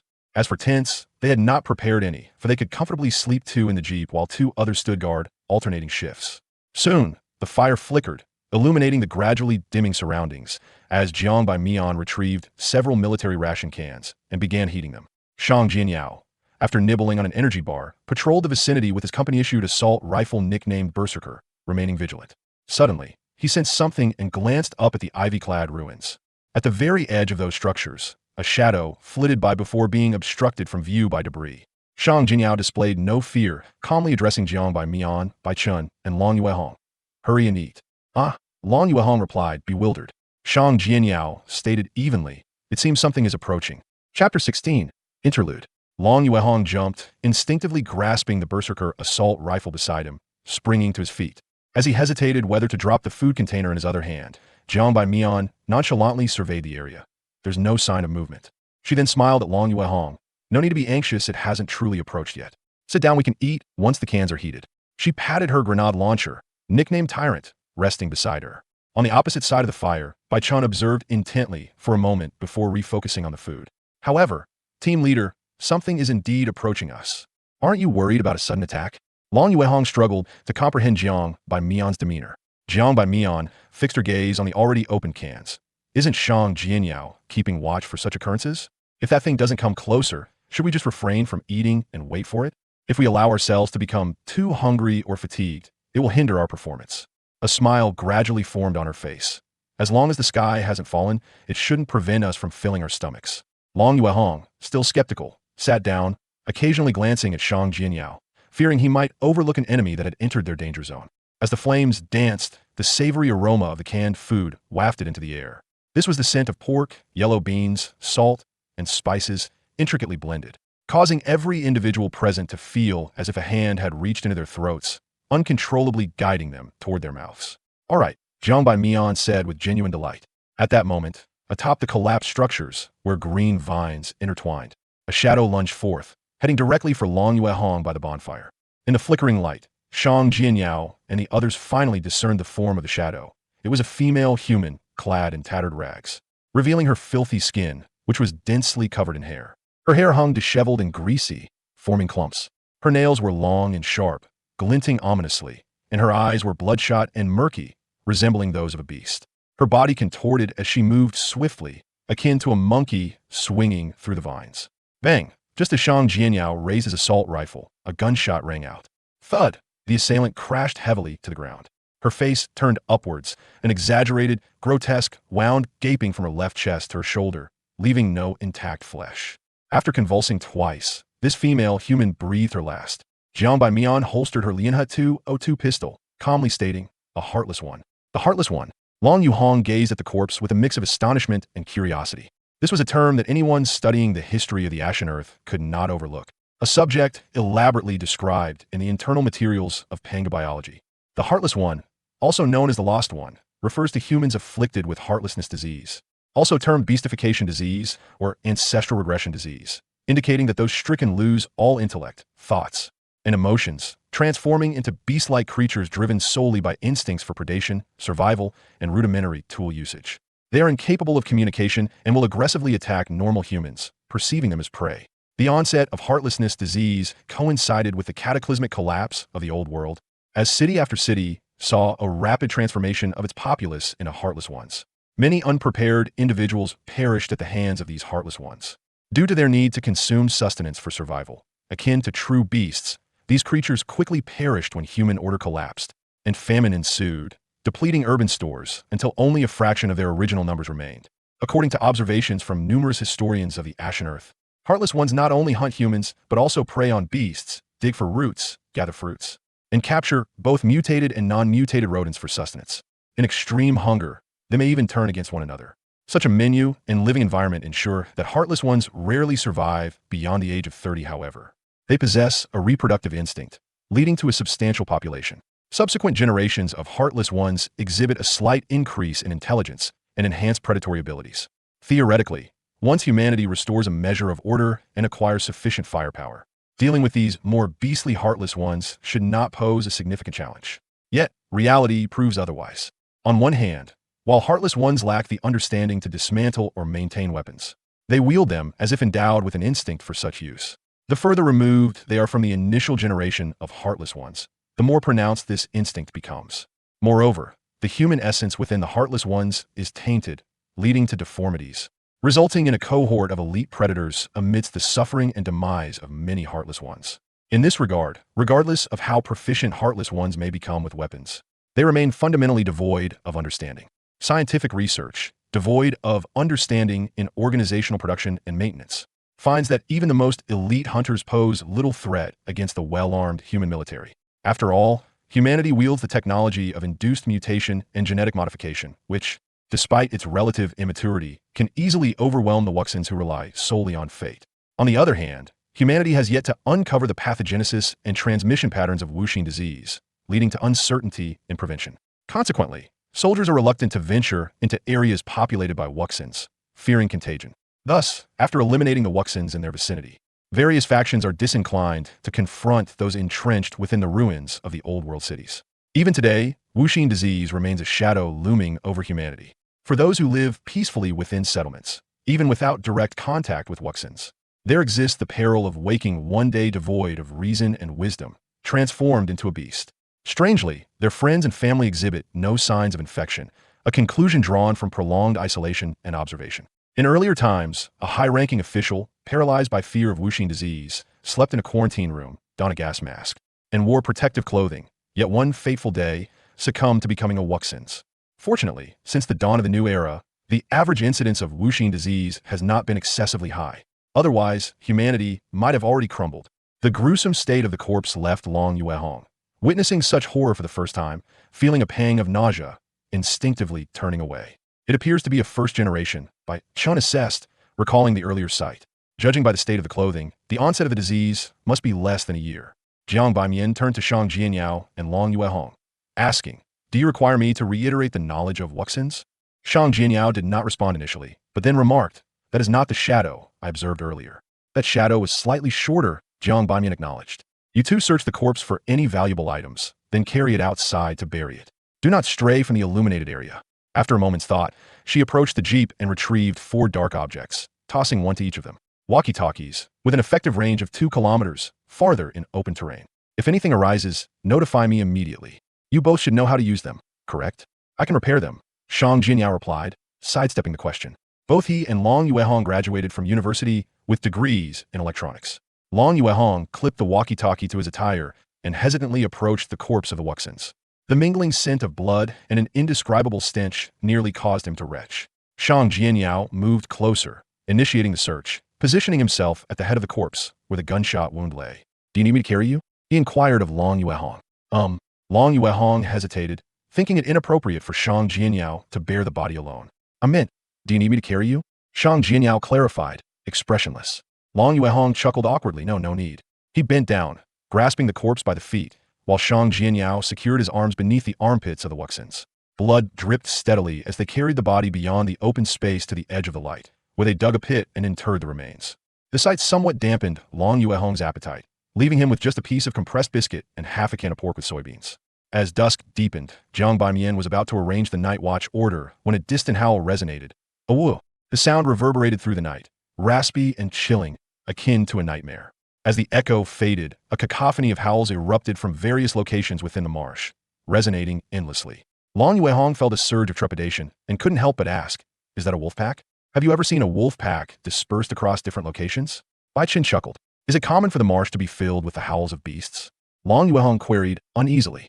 Jiang Baimian shook her head, maintaining her smile. "Not frequently." "Then what should we do?" Long Yuehong blurted out. Jiang Baimian cast him an amused glance. This is indeed somewhat unusual, indicating that something may have transpired deep within a marsh. However, from the general area and direction, it bears no intersection with our route or destination, so there is no need for concern. No need for concern? Long Yuehong glanced at Shang Jianyao, noting his complete lack of fear. Bai Chun, tasked with perimeter vigilance, spoke calmly. In the Black Marsh Wilderness, anomalies or disturbances occur every few days. How could we possibly manage them all? With such an expansive wilderness, the likelihood of those events affecting you is exceedingly low. But what if it does affect us? Long Yuehong pressed. Shang Jianyao, fixated on the campfire, replied, then it would merely imply you have an unfortunate name. Indeed, if fate is not on your side, you cannot escape it. If fortune is in your favor, you may not encounter it. Long Yuehong conceded with gritted teeth. Jiang Baimian struggled to comprehend the exchange between the two and felt hesitant to inquire further, opting instead to smile. We are distanced from the site of the incident, rendering it impossible to ascertain the specifics. Thus, we cannot prepare in advance. Without retracting our company, our only option is to circumvent that area, and our route is already designed accordingly. This sounds considerably more reasonable than before. Long Yuehong pondered, realizing that two expressions of the same idea could yield entirely different effects. Jiang Baimian, hearing this, smiled. Thus, it is essential to grasp the essence of matters. In this respect, Shang Jianyao surpasses you. Significantly observe how he remains unperturbed. Shang Jianyao nodded slightly.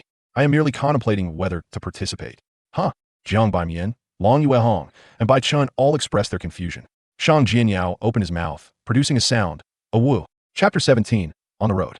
Jiang Baimian, Long Yuehong, and Bai Chun were stunned, not coming to their senses for a long time. It out that what you mean by participating is whether or not to sing with those beasts. Long Hong thought of saying this after he regained his thoughts, but he that in such an atmosphere, whoever paid attention to Shang Jianyao would lose. After a few seconds, Jiang Baimian laughed. Bai, you forgot to be on guard around Shang Jianyao. Even if dozens of wild bandits come, they may not be able to deal with us, and you, with your own strength, have disintegrated the defense system from within. Shang Jianyao nodded solemnly and said, So I about it. And I am prepared for emergencies. I was indeed somewhat astonished, yet I did not relax my vigilance towards my surroundings, Bai Chun forcefully clarified. She felt a twinge of shame for her earlier lapse in composure and duty. As a human who had roamed the wilderness for many years, her experiences were far from limited. She had encountered numerous wanderers who exhibited signs of mental breakdown or abnormal states, many of whom behaved in a manner more exaggerated than Shang Jianyao. However, the issue lay in the fact that Shang Jianyao predominantly presented himself as entirely normal, to the extent that Bai Chun perceived him merely as someone who occasionally indulged in jest or performed dark humor. She never anticipated that he could be so creative. Indeed, remain in a state of alertness at all times, Jiang Baimian refrained from confronting Bai Chen's words, tilting her head slightly with a smile directed at Shang Jianyao. Once this training exercise concludes, it will be essential to conduct a psychological assessment of all members. Shang Jianyao gently applauded, exclaiming, I wish you full marks. Bai Chen was taken aback by Jiang Baimian's casual mention of the psychological assessment, which would undoubtedly provoke Shang Jianyao, despite her prior suggestion of it. At that time, Shang Jianyao had not displayed excessive behavior, remaining within a tolerable range, at most appearing fond of dark humor, thus rendering her suggestion less pointed. Similarly, Bai Chun did not foresee that Shang Jianyao would remain unfazed, as if the prior incident had merely been an exaggerated performance. Or perhaps he had long accepted his state, embracing who he was without a shred of inferiority or sensitivity. Bai Chun shook her head, reminding herself to fulfill her responsibilities regardless of others' behavior, not to be influenced. At that moment, Jiang Baimian glanced down at her wristwatch, stating, All right, it's time for a rotation of rest. Ordinarily, it would be Bai Chun and I in one group, while Shang Jianyao and Long Yuehong would be in another. But since you two lack experience, you may easily overlook certain signs. Moreover, during field work, dangers abound and conditions are limited. There is no need to strictly adhere to gender distinctions. Honesty and mutual trust are paramount. Therefore, it will be Jiang Baimian and Shang Jianyao in one group, while Bai Chun and Long Yuehong will pair together. With a smile, Jiang Baimian continued. In fact, the conditions this time are quite favorable. We have a jeep, with one sleeping in the front and the other in the back, which will not disturb one another at all. Bai Chun nodded in agreement. I once shared a tent with 2 men, 2 women, a pig, and 2 chickens. Jiang Baimian promptly stood up. All right, let's take our rest. I will begin the night watch with Shang Jianyao. She then glanced at her watch once more. You have 6 hours. Captain, isn't that a bit too long? Bai Chun expressed her concerns. Starting the night watch for 6 hours would coincide with the most exhausting and drowsy phase of the human physiological cycle, making it easy to overlook abnormal sounds in the surroundings. Jiang Baimian smiled. All 3 of us have undergone genetic modification, and we share a common trait of abundant energy. In this regard, I should be stronger than them. I can maintain a good level of focus even after 1 or 2 days without sleep. I can too. Long Yuehong mumbled. Jiang Baimian turned her head towards him. What did you say? Were you speaking ill of me behind my back? He was not. Shang Jianyao interjected. He sat right in front of you. Long Yuehong was caught off guard and coughed. Jiang Baimian waved her hand dismissively, addressing Shang Jianyao. Your behavior is quite normal at this moment. Now, you two should get some rest. Her final words were directed at Bai Chun and Long Yuehong. That night, no unforeseen events occurred. As the sun rose, painting the clouds in hues of gold and red, the four members of the old Tune team gathered around the campfire, sipping warm water and munching on energy bars. How beautiful! How magnificent! Long Yuehong gazed at the sunrise, realizing the scarcity of his vocabulary. The awe-inspiring scene, brimming with boundless vitality, washed over Long Yuehong and Shang Jianyao, who had come to the surface for the first time, instilling in them a sense of indescribable beauty and hope. I was more unrestrained than you during my first sunrise. Jiang Baimian did not mock them. Bai Chen also watched the rising sun, yet remained silent. For someone born and raised in the wilderness, she had long been accustomed to sunrises. Yet each time she beheld one, an inexplicable joy and exhilaration washed over her. All right, gather your belongings and prepare to depart. Long Yuehong and Bai Chun, sit in the back and catch some more sleep. I will take turns driving with Shang Jianyao, Jiang Baimian announced after filling her water pouch. Yes, Captain. Long Yuehong responded enthusiastically, redirecting his gaze. After tending to the campfire, he noticed the empty cans from last night's meal carelessly discarded on the ground. Captain, should we recycle these? Manga biotechnology, located underground, faced a severe shortage of minerals and metal resources, necessitating the exchange of its own produce. Genetic modification solutions, biopharmaceuticals, brine, and salt extracted from the surface for necessary supplies. Jiang Baimian glanced back, pausing for 2 seconds before replying, no need. They take up space. With that, she opened the car door and settled into the driver's seat. Since the captain had deemed it unnecessary, Long Yuehong suppressed his impulse to recycle, shouldering his gun and returning to the vehicle promptly. The simulated sound of the engine roared to life as the olive-green four-door Jeep, topped with a dense array of solar panels, rolled out of the clearing, distancing itself from the modest ruins. A few minutes later, a shadow emerged stealthily from behind the partially collapsed buildings, cautiously approaching the extinguished campfire. He intermittently paused, using plants and remnants of walls as cover, sometimes crawling forward, alternating between elbows. Upon confirming that the four individuals had indeed departed, he suddenly sprang up, rushing to the campfire to collect the metallic conch shells. He was draped in black burlap, carried a rifle on his back, stood approximately 1.6 meters tall, and possessed a face devoid of flesh, revealing only silver-black metal. The surface of the metal was riddled with cracks, faintly exposing wires and components of varying colors. His eyes, one flickering with red light, the other long extinguished, were framed by hands resembling skeletal structures, crafted purely from silver-black metal. This was an intelligent robot. I found them. I found them. It emitted a monotonous voice, clutching the conch shells and scurrying back behind the ruins. The advertisement blocking function, or copying the URL to read in another browser, is unnecessary. After winding through various paths, it found itself in a hollow space crudely formed by a haphazard arrangement of steel bars and concrete. Within this hollow stood a boy, wrapped in a tattered cotton coat and adorned with animal furs. This child, no older than 12 or 13, bore a face smeared with dirt, and his fingers were caked with black mud beneath his nails. Beside him, a dilapidated tricycle was parked, filled with an assortment of debris and refuse.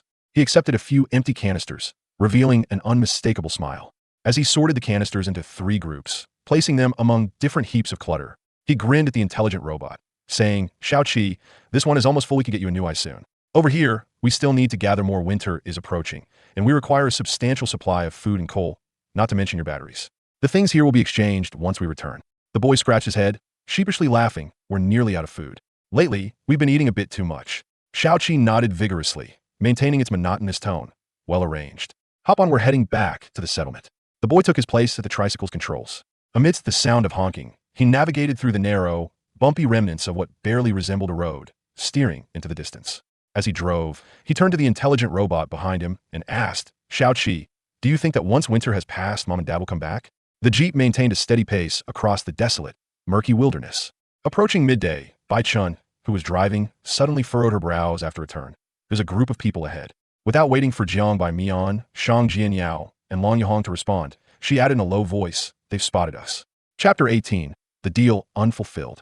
Upon hearing Bai Chen's alert, Jiang Baimian, who had been half-turned to converse with Shang Jianyao and Long Yuehong, shifted her gaze forward. The roadsides were flanked by sparse trees, with the left side exhibiting some marsh-like characteristics, dark, muddy, and swarming with mosquitoes, while the right was overgrown with grass, where a black car, speckled with mud, stood in the open. With her keen insight, Jiang Bai Mian recognized it as an off-road vehicle, clearly modified multiple times, whether through intention or necessity, with many aspects lacking cohesive design. 3 individuals stood beside the vehicle, clad in old cotton coats, wrapped in nitrate furs, or draped in wrinkled, noticeably short black woolen coats. They smoked rudimentary cigarettes made from brown tobacco leaves, wielding an assortment of weapons including a United 202 handgun, a submachine gun nicknamed Storm, and a rifle from the old world. Adjacent to these 3 were 2 heavy motorcycles, their black bodies adorned with bold red patterns, exuding a sense of audacity. On each motorcycle sat a man, wearing helmets with visors raised, each armed with a compact submachine gun. "What can you discern?" Jiang Bai Mian asked, remaining calm as she seized the opportunity to inquire of Shang Jianyao and Long Yuhong. Shang Jianyao, having rolled down the window to peek ahead, promptly replied, "They seem well fed." Long Yuhong gazed at the windshield, intending to voice her assessment. But Shang Jianyao's interruption momentarily clouded her thoughts, causing her to forget what she meant to say. Jiang Bai Mian refrained from criticizing Shang Jianyao, instead nodding in approval. "You have a keen eye." The 5 individuals bore rugged skin, yet did not appear emaciated, indicating they likely managed to secure their sustenance. This set them apart from the typical wilderness wanderers. At this moment, Long Yuhong regained her composure and quickly stated, "Their equipment looks impressive, whether it be the frequently modified off-road vehicle, the heavy motorcycles, or their attire and armaments. All showcased a distinction from ordinary wilderness drifters." Jiang Bai Mian nodded gently. "We can preliminarily deduce that they are a relatively prosperous relic hunter group or a well-off band of wilderness bandits, with little distinction between the two at times." As her words faded, Bai Chun added, "The modifications on that off-road vehicle indicate it runs on fuel. This suggests that those individuals are familiar with this region, aware of where to replenish gasoline, or possess confidence in escaping the wilderness before the fuel runs out." As the 2 parties drew nearer, Jiang Bai Mian ceased her discourse, picking up a grenade launcher. "You all raise the berserker and position it at the window, so they can see it clearly." Long Yuhong grew slightly anxious. "Captain, will a confrontation ensue?" "Who knows?" Jiang Bai Mian chuckled lightly. "Ah, remember this. In the wilderness, showcasing one's strength is a gesture of goodwill. Justice, fairness, and communication exist only at the barrel's end." Bai Chun concurred. "I call this respect only among the strong." Many wilderness drifters once longed for the mercy of the powerful, wishing for kindness and compassion towards the weak, willing to lend a helping hand. Unfortunately, such notions are closer to fantasy. Perhaps such individuals exist, but they are certainly few and far between. Relying on oneself is far more pragmatic. The former saviors could indeed be considered so now, however. Jiang Bai Mian's voice trailed off. "By demonstrating our formidable nature, they may reveal their more amicable side." Long Yuhong nodded thoughtfully, grasping the essence of the words spoken by the captain and Bai Chun. He then found himself pondering anew. "Why must I do this as well? They can only see Shang Jianyao over there." Before Jiang Bai Mian could respond, Shang Jianyao erupted in laughter. "Do you not know how to play hide and seek? Just because you can't see someone over there doesn't mean no one is hiding." Jiang Bai Mian joined in the laughter. "That metaphor is rather misplaced. Long Yuhong, raise the berserker and prepare yourself. It's to intimidate any potential enemies that might be lurking by the marsh, safeguarding Bai Chun, who is focused on driving. Moreover, if you do not take this action, even if there are no hidden enemies near the marsh, the others will infer that the occupants of the vehicle lack sufficient experience and could be viewed as easy prey." Realization dawned on Long Yuhong. "I understand." He promptly lifted the assault rifle, resting it on the half-open window. On the other side, Shang Jianyao readied the berserker, eagerly asking, "Captain, may I independently assess the situation and fire?" Jiang Bai Mian let out a chuckle. "Quite bold of you. Those individuals ahead are evidently not easy to handle. Well, you may fire under 3 circumstances. 1, if I give the order. 2, if they continue approaching us and our attempts to deter them prove ineffective, and 3, if they show any signs of aiming at us." As they spoke, the gray-green 4-door Jeep was now less than 10 meters away from the black off-road vehicle and heavy motorcycle. Among the 5 individuals on the other side, 3, with rudimentary cigarettes in their mouths, had raised their hands, while the remaining 2 were crouched on the heavy motorcycle, one gripping the throttle, the other brandishing a submachine gun. Had it not been for the protruding barrels of grenade launchers and assault rifles from the Jeep's window, they might have already changed positions and launched an attack, due to the positioning of the black off-road vehicle and heavy motorcycle not being on the main road, but rather in a sparse clearing among the trees. Although the distance was closing, there was no imminent danger of collision. During this process, Bai Chun lowered the speed of the Jeep, inching forward to avoid provoking a rash response from the opposing party. Suddenly, Jiang Bai Mian shouted, "Do you know what the anomaly in the depths of the swamp last night was about?" A 30-something man, clad in a wrinkled black wool coat and holding a downpour submachine gun, spat out the rudimentary cigarette he was smoking, and responded loudly. It's too far no. Jiang Bai Mian shouted again. What are you doing here? The burly man replied. Winter is approaching. We need to hunt more beasts to prepare. His eyebrows were disheveled, and there was an old scar at the corner of his right eye. He exuded a fierce aura, reminiscent of a brown bear donned in human attire. Before Jiang Bai Mian could shout again, the burly man countered, What brings you here? Jiang Bai Mian answered, We are relic hunters. After a moment of contemplation, the burly man suddenly laughed. A few months ago, news spread from the depths of the swamp about an unrecorded city ruin being discovered. Ah, perhaps the anomaly last night is related to this. Although there's a gap of several months between the two events, who can deny it? Hunters, would you like to know the approximate location of that city ruin? It can be traded for food. His voice boomed, ensuring everyone inside the jeep could hear him clearly. Shang Jianyao was intently observing outside, as if ready to fire at any moment. Suddenly, he inquired, Captain, his shouting is quite loud and could harm our ears. Should we shoot to silence him? No need, Jiang Bai Mian replied before raising her voice. We have military rations, energy bars, and compressed biscuits. Name your price. The burly man's eyes flickered slightly. 60 military rations. Then forget it. Jiang Bai Mian seemed not even to have considered bargaining, dismissing him instead. At this moment, the jeep had passed the position of the black off-road vehicle, and the distance between the two parties was gradually increasing. The burly man did not insist further, responding loudly, Hope for a deal next time. After saying this, he maintained a vigilant stance, watching as the jeep drove further away, beyond shooting range. Boss, why don't we shoot? Asked a young man beside him, dressed in a tattered cotton jacket and looking gaunt, clutching a rudimentary cigarette. Indeed, boss, although their firepower is considerable, we have that thing. A man with a scruffy face, leaning against a heavy motorcycle, straightened up and pointed at the black off-road vehicle's trunk. They must have plenty of supplies. The burly man shook his head. No matter what, our losses will be significant. Not worth it. Not worth it, the young man in the tattered jacket said in confusion. Boss, people die for wealth, and birds die for food. He added, besides, isn't the wilderness about who is ruthless and fierce? Who knows? We might die unexpectedly tomorrow. Let's take a gamble today. The burly man shot him a cold glance. In the wilderness, those who only rely on ruthlessness and ferocity do not survive long. There aren't many pure prey. Here most are both hunters and prey. If we recklessly disregard losses, we will soon weaken and become someone else's quarry. Look at those ferocious beasts. When they're satiated, they do not recklessly attack other, similarly strong beasts.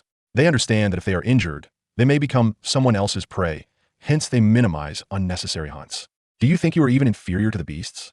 Another man, wrapped in animal skins and clutching an old-world rifle while smoking a shabby cigarette, chimed in, the boss is right. Moreover, did you not notice? That group only had military rations, energy bars, and compressed biscuits. What does that indicate? Don't you know? A typical relic hunter only finds themselves in such a state right after departing from a major power city or a border town. Yet there seems to be no major power settlements or cities known to us nearby. The man seated on the motorcycle mumbled, perhaps they just stumbled upon an old military warehouse? The leading burly man exhaled. All right, everyone stop arguing. He then revealed a smile. Did you not notice? They will likely pass through that area. There aren't many routes for vehicles in this region, and few are aware of the anomalies occurring there. Get in the vehicle, this distance is about right. We will quietly follow them, and when they encounter that big trouble, pushing themselves to the limit, we will take them down together. The other men immediately displayed expressions of excitement. Yes, boss. They eagerly boarded the off-road vehicle and started the heavy motorcycle. Chapter 19, The Gunshot. In the jeep, Jiang Bai Mian glanced at the rearview mirror and chuckled. Did you notice anything just now? Those wilderness bandits were quite composed. Their quality was not low. Long Yuhong recalled various terms learned from books, hoping to find the most appropriate description. Shang Jianyao retrieved the berserker assault rifle from the car window, stating, except for the leader and another. The rest exhibited a strong desire to attack, ready to fire at any moment. Quite right, Jiang Bai Mian remarked with surprise. It's impressive that individuals who haven't experienced numerous battles and dangers can keenly detect hostility and aggressive intent, which are relatively abstract concepts. Talent, Shang Jianyao replied earnestly. Jiang Bai Mian gently nodded. It's normal for certain mutations to occur during gene enhancement. She then smiled. So, what do you think the phenomena you observed indicate? Shang Jianyao turned to Long Yuhong, encouragingly saying, I'm testing you. It indicates that they. Long Yuhong vaguely sensed some insight. Due to the nature of this inquiry being posed by another, it necessitates the response, creating a certain pressure and tension, thus eluding the fleeting thought. It indicates they possess a strong inclination towards self-destruction. Shang Jianyao provided a response. Are you jesting? Yuhong could not help but interject. This sparked a connection in him, revealing the crux of the matter. I comprehend now. After we displayed formidable firepower and extended a friendly demeanor, Their intense desire to attack signifies they harbor considerable confidence in overcoming us, a notion that is not substantiated by their numbers, weaponry, or other equipment. Do they possess secret weapons within their vehicles? Could one among them harbor a terrifying strength that is not outwardly apparent, perhaps having survived a genetic modification experiment? Or are there numerous accomplices lurking nearby? Jiang Bimian responded with a thoughtful, "Next time we encounter them, do not afford them any preparation time." "Understood, Captain." Shang Jianyao and Long Yuehong replied in unison. The jeep continued its arduous journey, navigating through patches of murky mire, amidst the grotesquely distorted trees and sprawling weeds, striving towards the horizon. Suddenly, Shang Jianyao, seated in the rear right, straightened up and removed the Bingtai handgun from his harness. The firearm gleamed in a silvery hue, its grip adorned with a smooth pattern. It shimmered under the sunlight, resembling a piece of exquisite artwork. With both hands, Shang Jianyao began disassembling the weapon, meticulously inspecting each detail. Amidst the harmonious metallic clinks, he pressed the final golden bullet into the magazine, completing the reassembly of Bingtai. Having secured the magazine, he returned the handgun to its place and drew the Lianhe 202 pistol. This firearm also boasted a silvery body, though its grip was embedded with a black antislip material. Compared to Bingtai, it featured a thicker barrel and a more rugged design. Shang Jianyao repeated the earlier procedure before turning his attention to the dark Quangzanshi assault rifle. Manufactured by Panga Biological, this weapon also displayed a remarkable design, embodying futuristic and industrial aesthetics. Upon completing his inspection, Shang Jianyao propped the sleek black weapon, glistening with metallic sheen, against the window, lowering his body to aim at various external targets. Long Yuehong, observing nearby, felt a shiver run down his spine, and as Shang Jianyao finally settled into silence, he quickly inquired, "What are you doing?" Without turning his head, Shang Jianyao replied, "Calibrating the firearm, preparing, and rehearsing." Long Yuehong exhaled in relief. "I thought you had discovered something. Do not instill undue anxiety in everyone. If I truly uncover something, I shall alert you." Shang Jianyao retracted the assault rifle and sat upright. "Captain, look." Long Yuehong sought just resolution. Jiang Baimian raised her hand to touch the metallic device within her left ear, a smile barely concealed. "What did you say? I didn't quite catch that." Before Long Yuehong could repeat himself, she interjected, "I neglected to remind you earlier. In the wilderness, one must maintain appropriate vigilance, though there is no need for excessive caution. An overly tense state can swiftly lead to fatigue. All right, let's have lunch: compressed biscuits, energy bars, and water. There is no need to make a deliberate stop." Long Yuehong and Shang Jianyao ceased their conversation, each retrieving their provisions to share with their water flasks. After an hour of travel, Bai Chun, seated in the rear left, gazed out the window for an extended period before suddenly stating, "This area feels off." Long Yuehong was startled, nearly slamming on the brakes. He glanced around, realizing that this location bore no essential differences from those previously traversed. The only distinction was that the left side exhibited a higher degree of marshiness, with the grotesquely shaped trees appearing to emerge from a black mire. "Nothing seems amiss," he responded with confusion. Jiang Baimian simply murmured, "It is too quiet." Upon hearing this, Shang Jianyao thoughtfully surveyed the surroundings. "It has been a while since we last observed wildlife." Long Yuehong then realized, indeed, there is truly something amiss. In the desolate black marshland, encountering no human presence for several hours, even a day or two, is not unusual.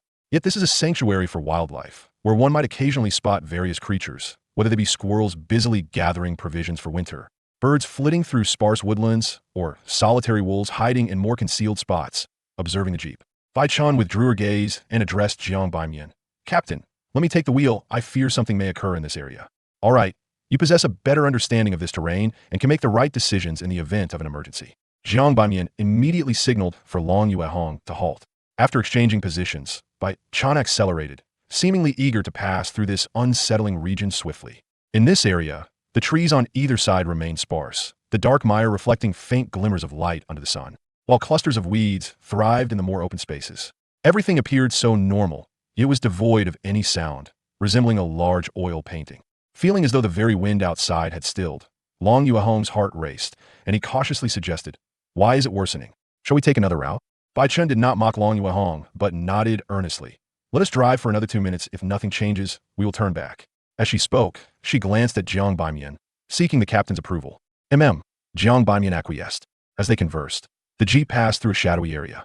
This was due to the trees on either side suddenly towering high, their branches intertwining and obscuring much of the sky above the main road. At that moment, Shang Jianyao, Jiang Baimian, Long Yuehong, and Bai Chun spotted a massive dark shadow descending from above, swinging down heavily towards the Jeep's windshield. The shadow bore a sinister head covered in jet-black scales, with two dim yellow eyes that pierced coldly. Its mouth agape to reveal a set of white, rotting teeth, dripping with crimson gore. This was a colossal python, far beyond the realm of ordinary human imagination. Bai Chen's expression shifted, but she remained unperturbed, calmly flooring the gas pedal. The gray-green Jeep surged forward like an arrow, narrowly gliding beneath the python's head.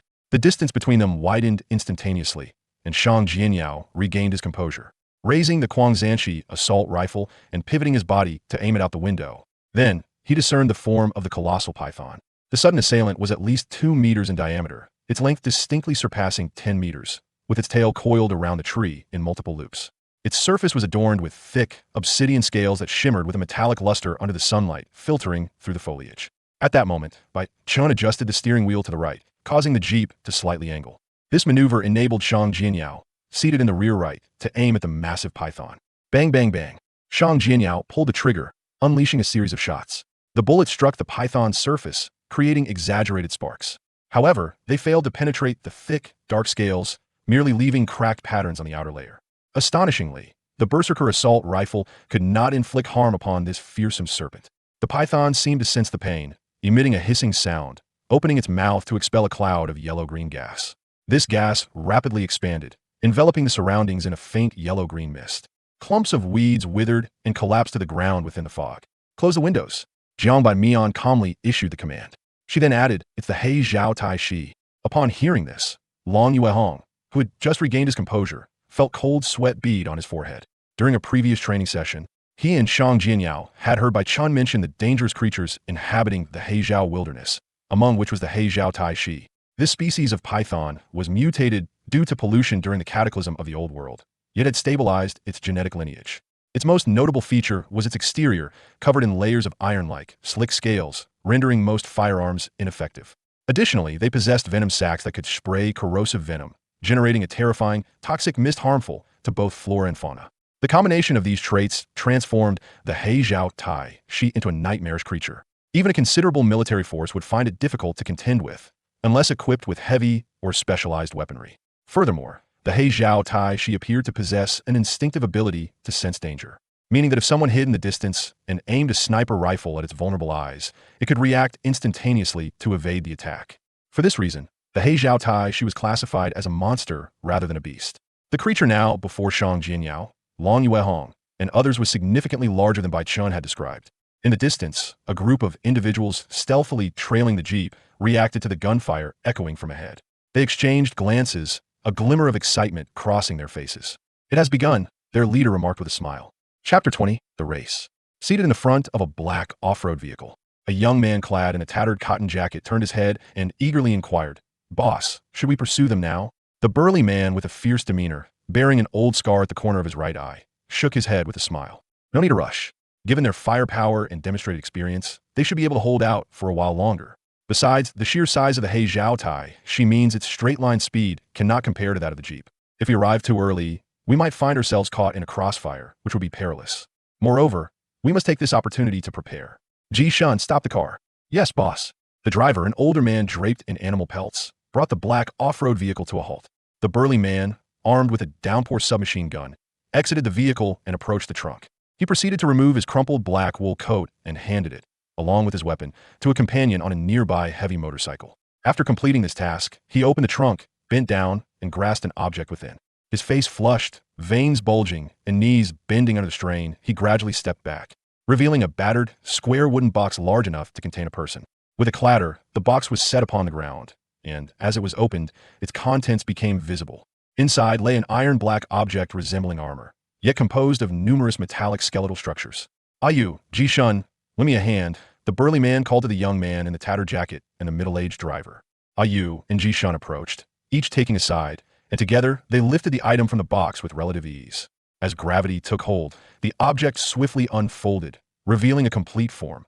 It bore a humanoid appearance, complete with a metal helmet featuring crystal visors and an armor that protected vital conduits. Beneath this armor lay an exceptionally robust, iron-black backpack, surrounded by metallic skeletal structures resembling vertebrae, forearm bones, and other limbs, each equipped with joints, metal clasps, and numerous sensors. The thoracic spine section was connected to thick armor plates, while each arm was embedded with a grenade launcher and an electromagnetic weapon. This was a military exoskeleton suit, produced in limited quantities, and only the elite within major factions had access to it, making it a true weapon of mass destruction.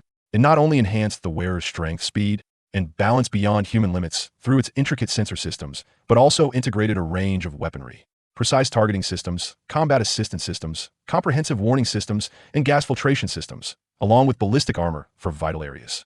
Moreover, just as the invention of firearms reduced the physical demands of combat, the exoskeleton suit significantly minimized the wearer's exertion, allowing them to sustain prolonged engagement. With this equipment donned, a single individual could feasibly confront a squad armed only with light weapons. Thanks to the superior speed and integrated warning systems, unprotected areas of the wearer became increasingly difficult to target. The burly man approached, and with the assistance of Huī and Jishun, he donned the military exoskeleton suit, fastening the various metal clasps. Finally, he adjusted the crystal visor on the helmet and activated the equipment. As the integrated system completed its self-check, the burly man chuckled, "The battery is down at 30, but it will last over 2 hours. That should suffice." As he spoke, he enveloped himself in the suit. The iron-black auxiliary exoskeleton's hands effortlessly reclaimed their rightful storm submachine gun, as if it were a mere toy, devoid of any weight. "What shall we do?" Upon hearing the term Heizhao Taishi, Long Yuehong nearly suffocated. In this predicament, lacking any experience, he could only seek answers from Jiang Mian and Bai Chun. He had just witnessed that Shang Jinyao's assault rifle's burst fire had failed to inflict any damage on the enormous python, merely causing superficial damage to its outer scales. Given his prior knowledge, he suspected that the Lianhe 202, a large-caliber handgun, and Bai Chen's orange rifle, capable of functioning as a sniper rifle, would also be ineffective against the thick, multi-layered scales of the Heizhao Taishi, unless they could strike an unprotected vital area. As for the grenade launcher's efficacy, Yuehong could not be certain. However, he felt it would likely be futile, as the primary lethality of grenades lies in the explosion and shrapnel rather than armor penetration. Jiang Mian glanced in the rearview mirror and said, "Let's race. This creature is not adept in this regard, and it will tire. The Jeep will not. As long as the high-performance battery, engine, and tires hold up, running until dawn should not pose a problem." While Jiang Mian spoke, Bai Chun did not significantly reduce the vehicle's speed, merely lifting the limit to prevent any mechanical failures in the Jeep. Clearly, she concurred with racing against the Heizhao Taishi, preferring not to engage in direct confrontation. The Jeep sped forward, bouncing over stones and tree stumps, creating a sensation akin to flying. Had it not been for Bai Chen's exceptional driving skills and experience in off-road racing, they might have already flipped over, rolling uncontrollably. The massive Heizhao Taishi appeared enraged, weaving through sparse trees and thick underbrush, relentlessly pursuing Shang Jianyao and the others. Its speed could not match that of the Jeep, which was operating at full throttle, but due to the terrain, Bai Chun could not maintain high speed consistently. She had to reduce speed intermittently to navigate obstacles or mud pits. Thus, while the distance between them increased, the Heizhao Taishi remained in close pursuit. During this time, the Heizhao Taishi attempted to spray venom twice, but due to the distance, both attempts failed to affect the gray-green Jeep. After these attempts, the massive serpent seemed to learn, abandoning long-range attacks in favor of a relentless chase. Minutes passed, and suddenly, Bai Chun slammed on the brakes and yanked the steering wheel. With a screech, the gray-green Jeep came to a sideways halt. Long Yuehong and Shang Jianyao, having fastened their seatbelts during the previous high-speed drive, were not thrown from their seats but felt a strong inertia as they were pulled back. Before they could regain their composure, Bai Chun spoke in a low voice. "The terrain ahead has changed." Jiang Mian quickly recognized the issue. In front lay a vast, dark, boundless swamp, with grotesquely shaped trees sparsely scattered, and no discernible solid path for the vehicle. It appeared as if the great swamp had expanded, engulfing the previously existing routes. Whether looking left or right, no boundary was visible, leaving them uncertain of how long it would take to navigate around, or whether they were already surrounded by the swamp, with only the option to retreat. As Bai Chun contemplated whether to suggest continuing the race while adding a loop to their strategy, Jiang Mian shouted, "Shang Jianyao, retrieve a metal rod from the trunk." Bai Chun used the Jeep's hood as a support point, prepared to aim for the Heizhao Tiesha's eyes. No one questioned her command in that fleeting moment. They all chose to trust their leader and follow her orders. Shang Jianyao promptly unfastened his seatbelt, leaned over, and grasped a metal rod, handing it to Jiang Mian, who had already exited the vehicle. They had previously seen this object and had wondered why their leader chose to bring this peculiar item instead of tent. Bai Chun, wielding the orange rifle, positioned herself on the Jeep's hood, aligning the weapon with her eye to the scope. With the metal rod in her left hand, Jiang Mian began to stretch her body in preparation. The serpent, cloaked in layers of black scales, darted closer, and the surrounding air seemed to carry a foul stench. As the formidable Huī Tǔ approached, now within range to unleash its toxic mist, Jiang Mian sprinted forward a couple of steps, then hurled the metal rod towards the creature. In that instant, a brilliant, blinding electric arc erupted between her palm and the rod, lengthening and entwining around it, emitting a crackling sound. In a flash, the metal rod transformed into a thick, silver-white bolt of electricity, slicing through the air and striking the Huī Tǔ as if it were a divine retribution. The Huī Tǔ sensed the impending danger, but recognized the attack. As non-lethal, it merely twisted its body to evade the strike aimed at its head. The rod, entwined with countless silver arcs, collided with the serpent's long, thick body. Undoubtedly, with Jiang Mian's strength, the metal rod would not pierce through the target's thick layers. Yet the terrifying electric discharge erupted. With a crackling sound, the silver light illuminated the surrounding dark, muddy earth, as uncountable electric currents surged through every inch of the Huī Tǔ's frame. The enormous, bizarre serpent suddenly stiffened, paralyzed in place. Although unaware of what would transpire next, Bai Chun, fully prepared, did not hesitate, slightly adjusting the rifle's aim before resolutely pulling the trigger of the orange rifle. Bang! A golden bullet shot forth, heading straight for the Huī Tǔ's cold, dark yellow left eye. The Huī Tǔ sensed the imminent, lethal threat, but, in its state of electric paralysis, could only watch helplessly, unable to evade. With a soft thud, the bullet embedded itself within its vertically pupilled, frigid eye, burrowing into its brain and wreaking havoc within. The electric light swiftly dissipated, and from the serpent's gaping maw emerged an indescribable, uncharacteristic shriek. Its massive body crumpled, thrashing violently on the ground, crashing into several trees. Before long, the enormous serpent lay still, devoid of any movement. Jiang Mian turned to the Buzi, and his companions heard the distant sounds of gunfire and cries, perceiving the subtle tremors of the earth and the crashing of trees. The middle-aged man's face brightened, exclaiming, "They have reached the most intense and brutal phase. Now is the time charge." Chapter 21, Encounter. The enormous corpse of the black marsh iron snake lay quietly in the sparse woodland towards the marshy area. Its previous violent and terrifying demeanor still vivid in the minds of Long Yuehong and Shang Jianyao. Noticing their apparent daze, Jiang Baimian smiled and added, "In the previous incident, I lost not only part of my hearing, but also my entire left arm." "No," Long Yuehong instinctively shook his head. "What I mean is this all resolved? The black marsh iron snake is defeated just like that?" He completely forgot that he had not spoken a word moments ago, expressing no thoughts whatsoever. He simply could not contain his astonishment at how the formidable black marsh iron snake had perished in mere seconds, even though it was a good thing. Jiang Baimian glanced at the twisted corpse of the black marsh iron snake and chuckled softly. "Haven't I told you? In all wilderness and mountains, except for a few rare creatures, humanity's most formidable adversary is always other humans. Unfortunately, the black marsh iron snake does not belong to that rare category. In a sense, the ultimate predator should be humankind." As she finished her statement, she suddenly sensed something and turned towards the source of the noise. Clattering footsteps echoed as the middle-aged man, clad in a military exoskeleton, brandished his storm submachine gun and a light machine gun, charging towards the direction of the gunfire and cries.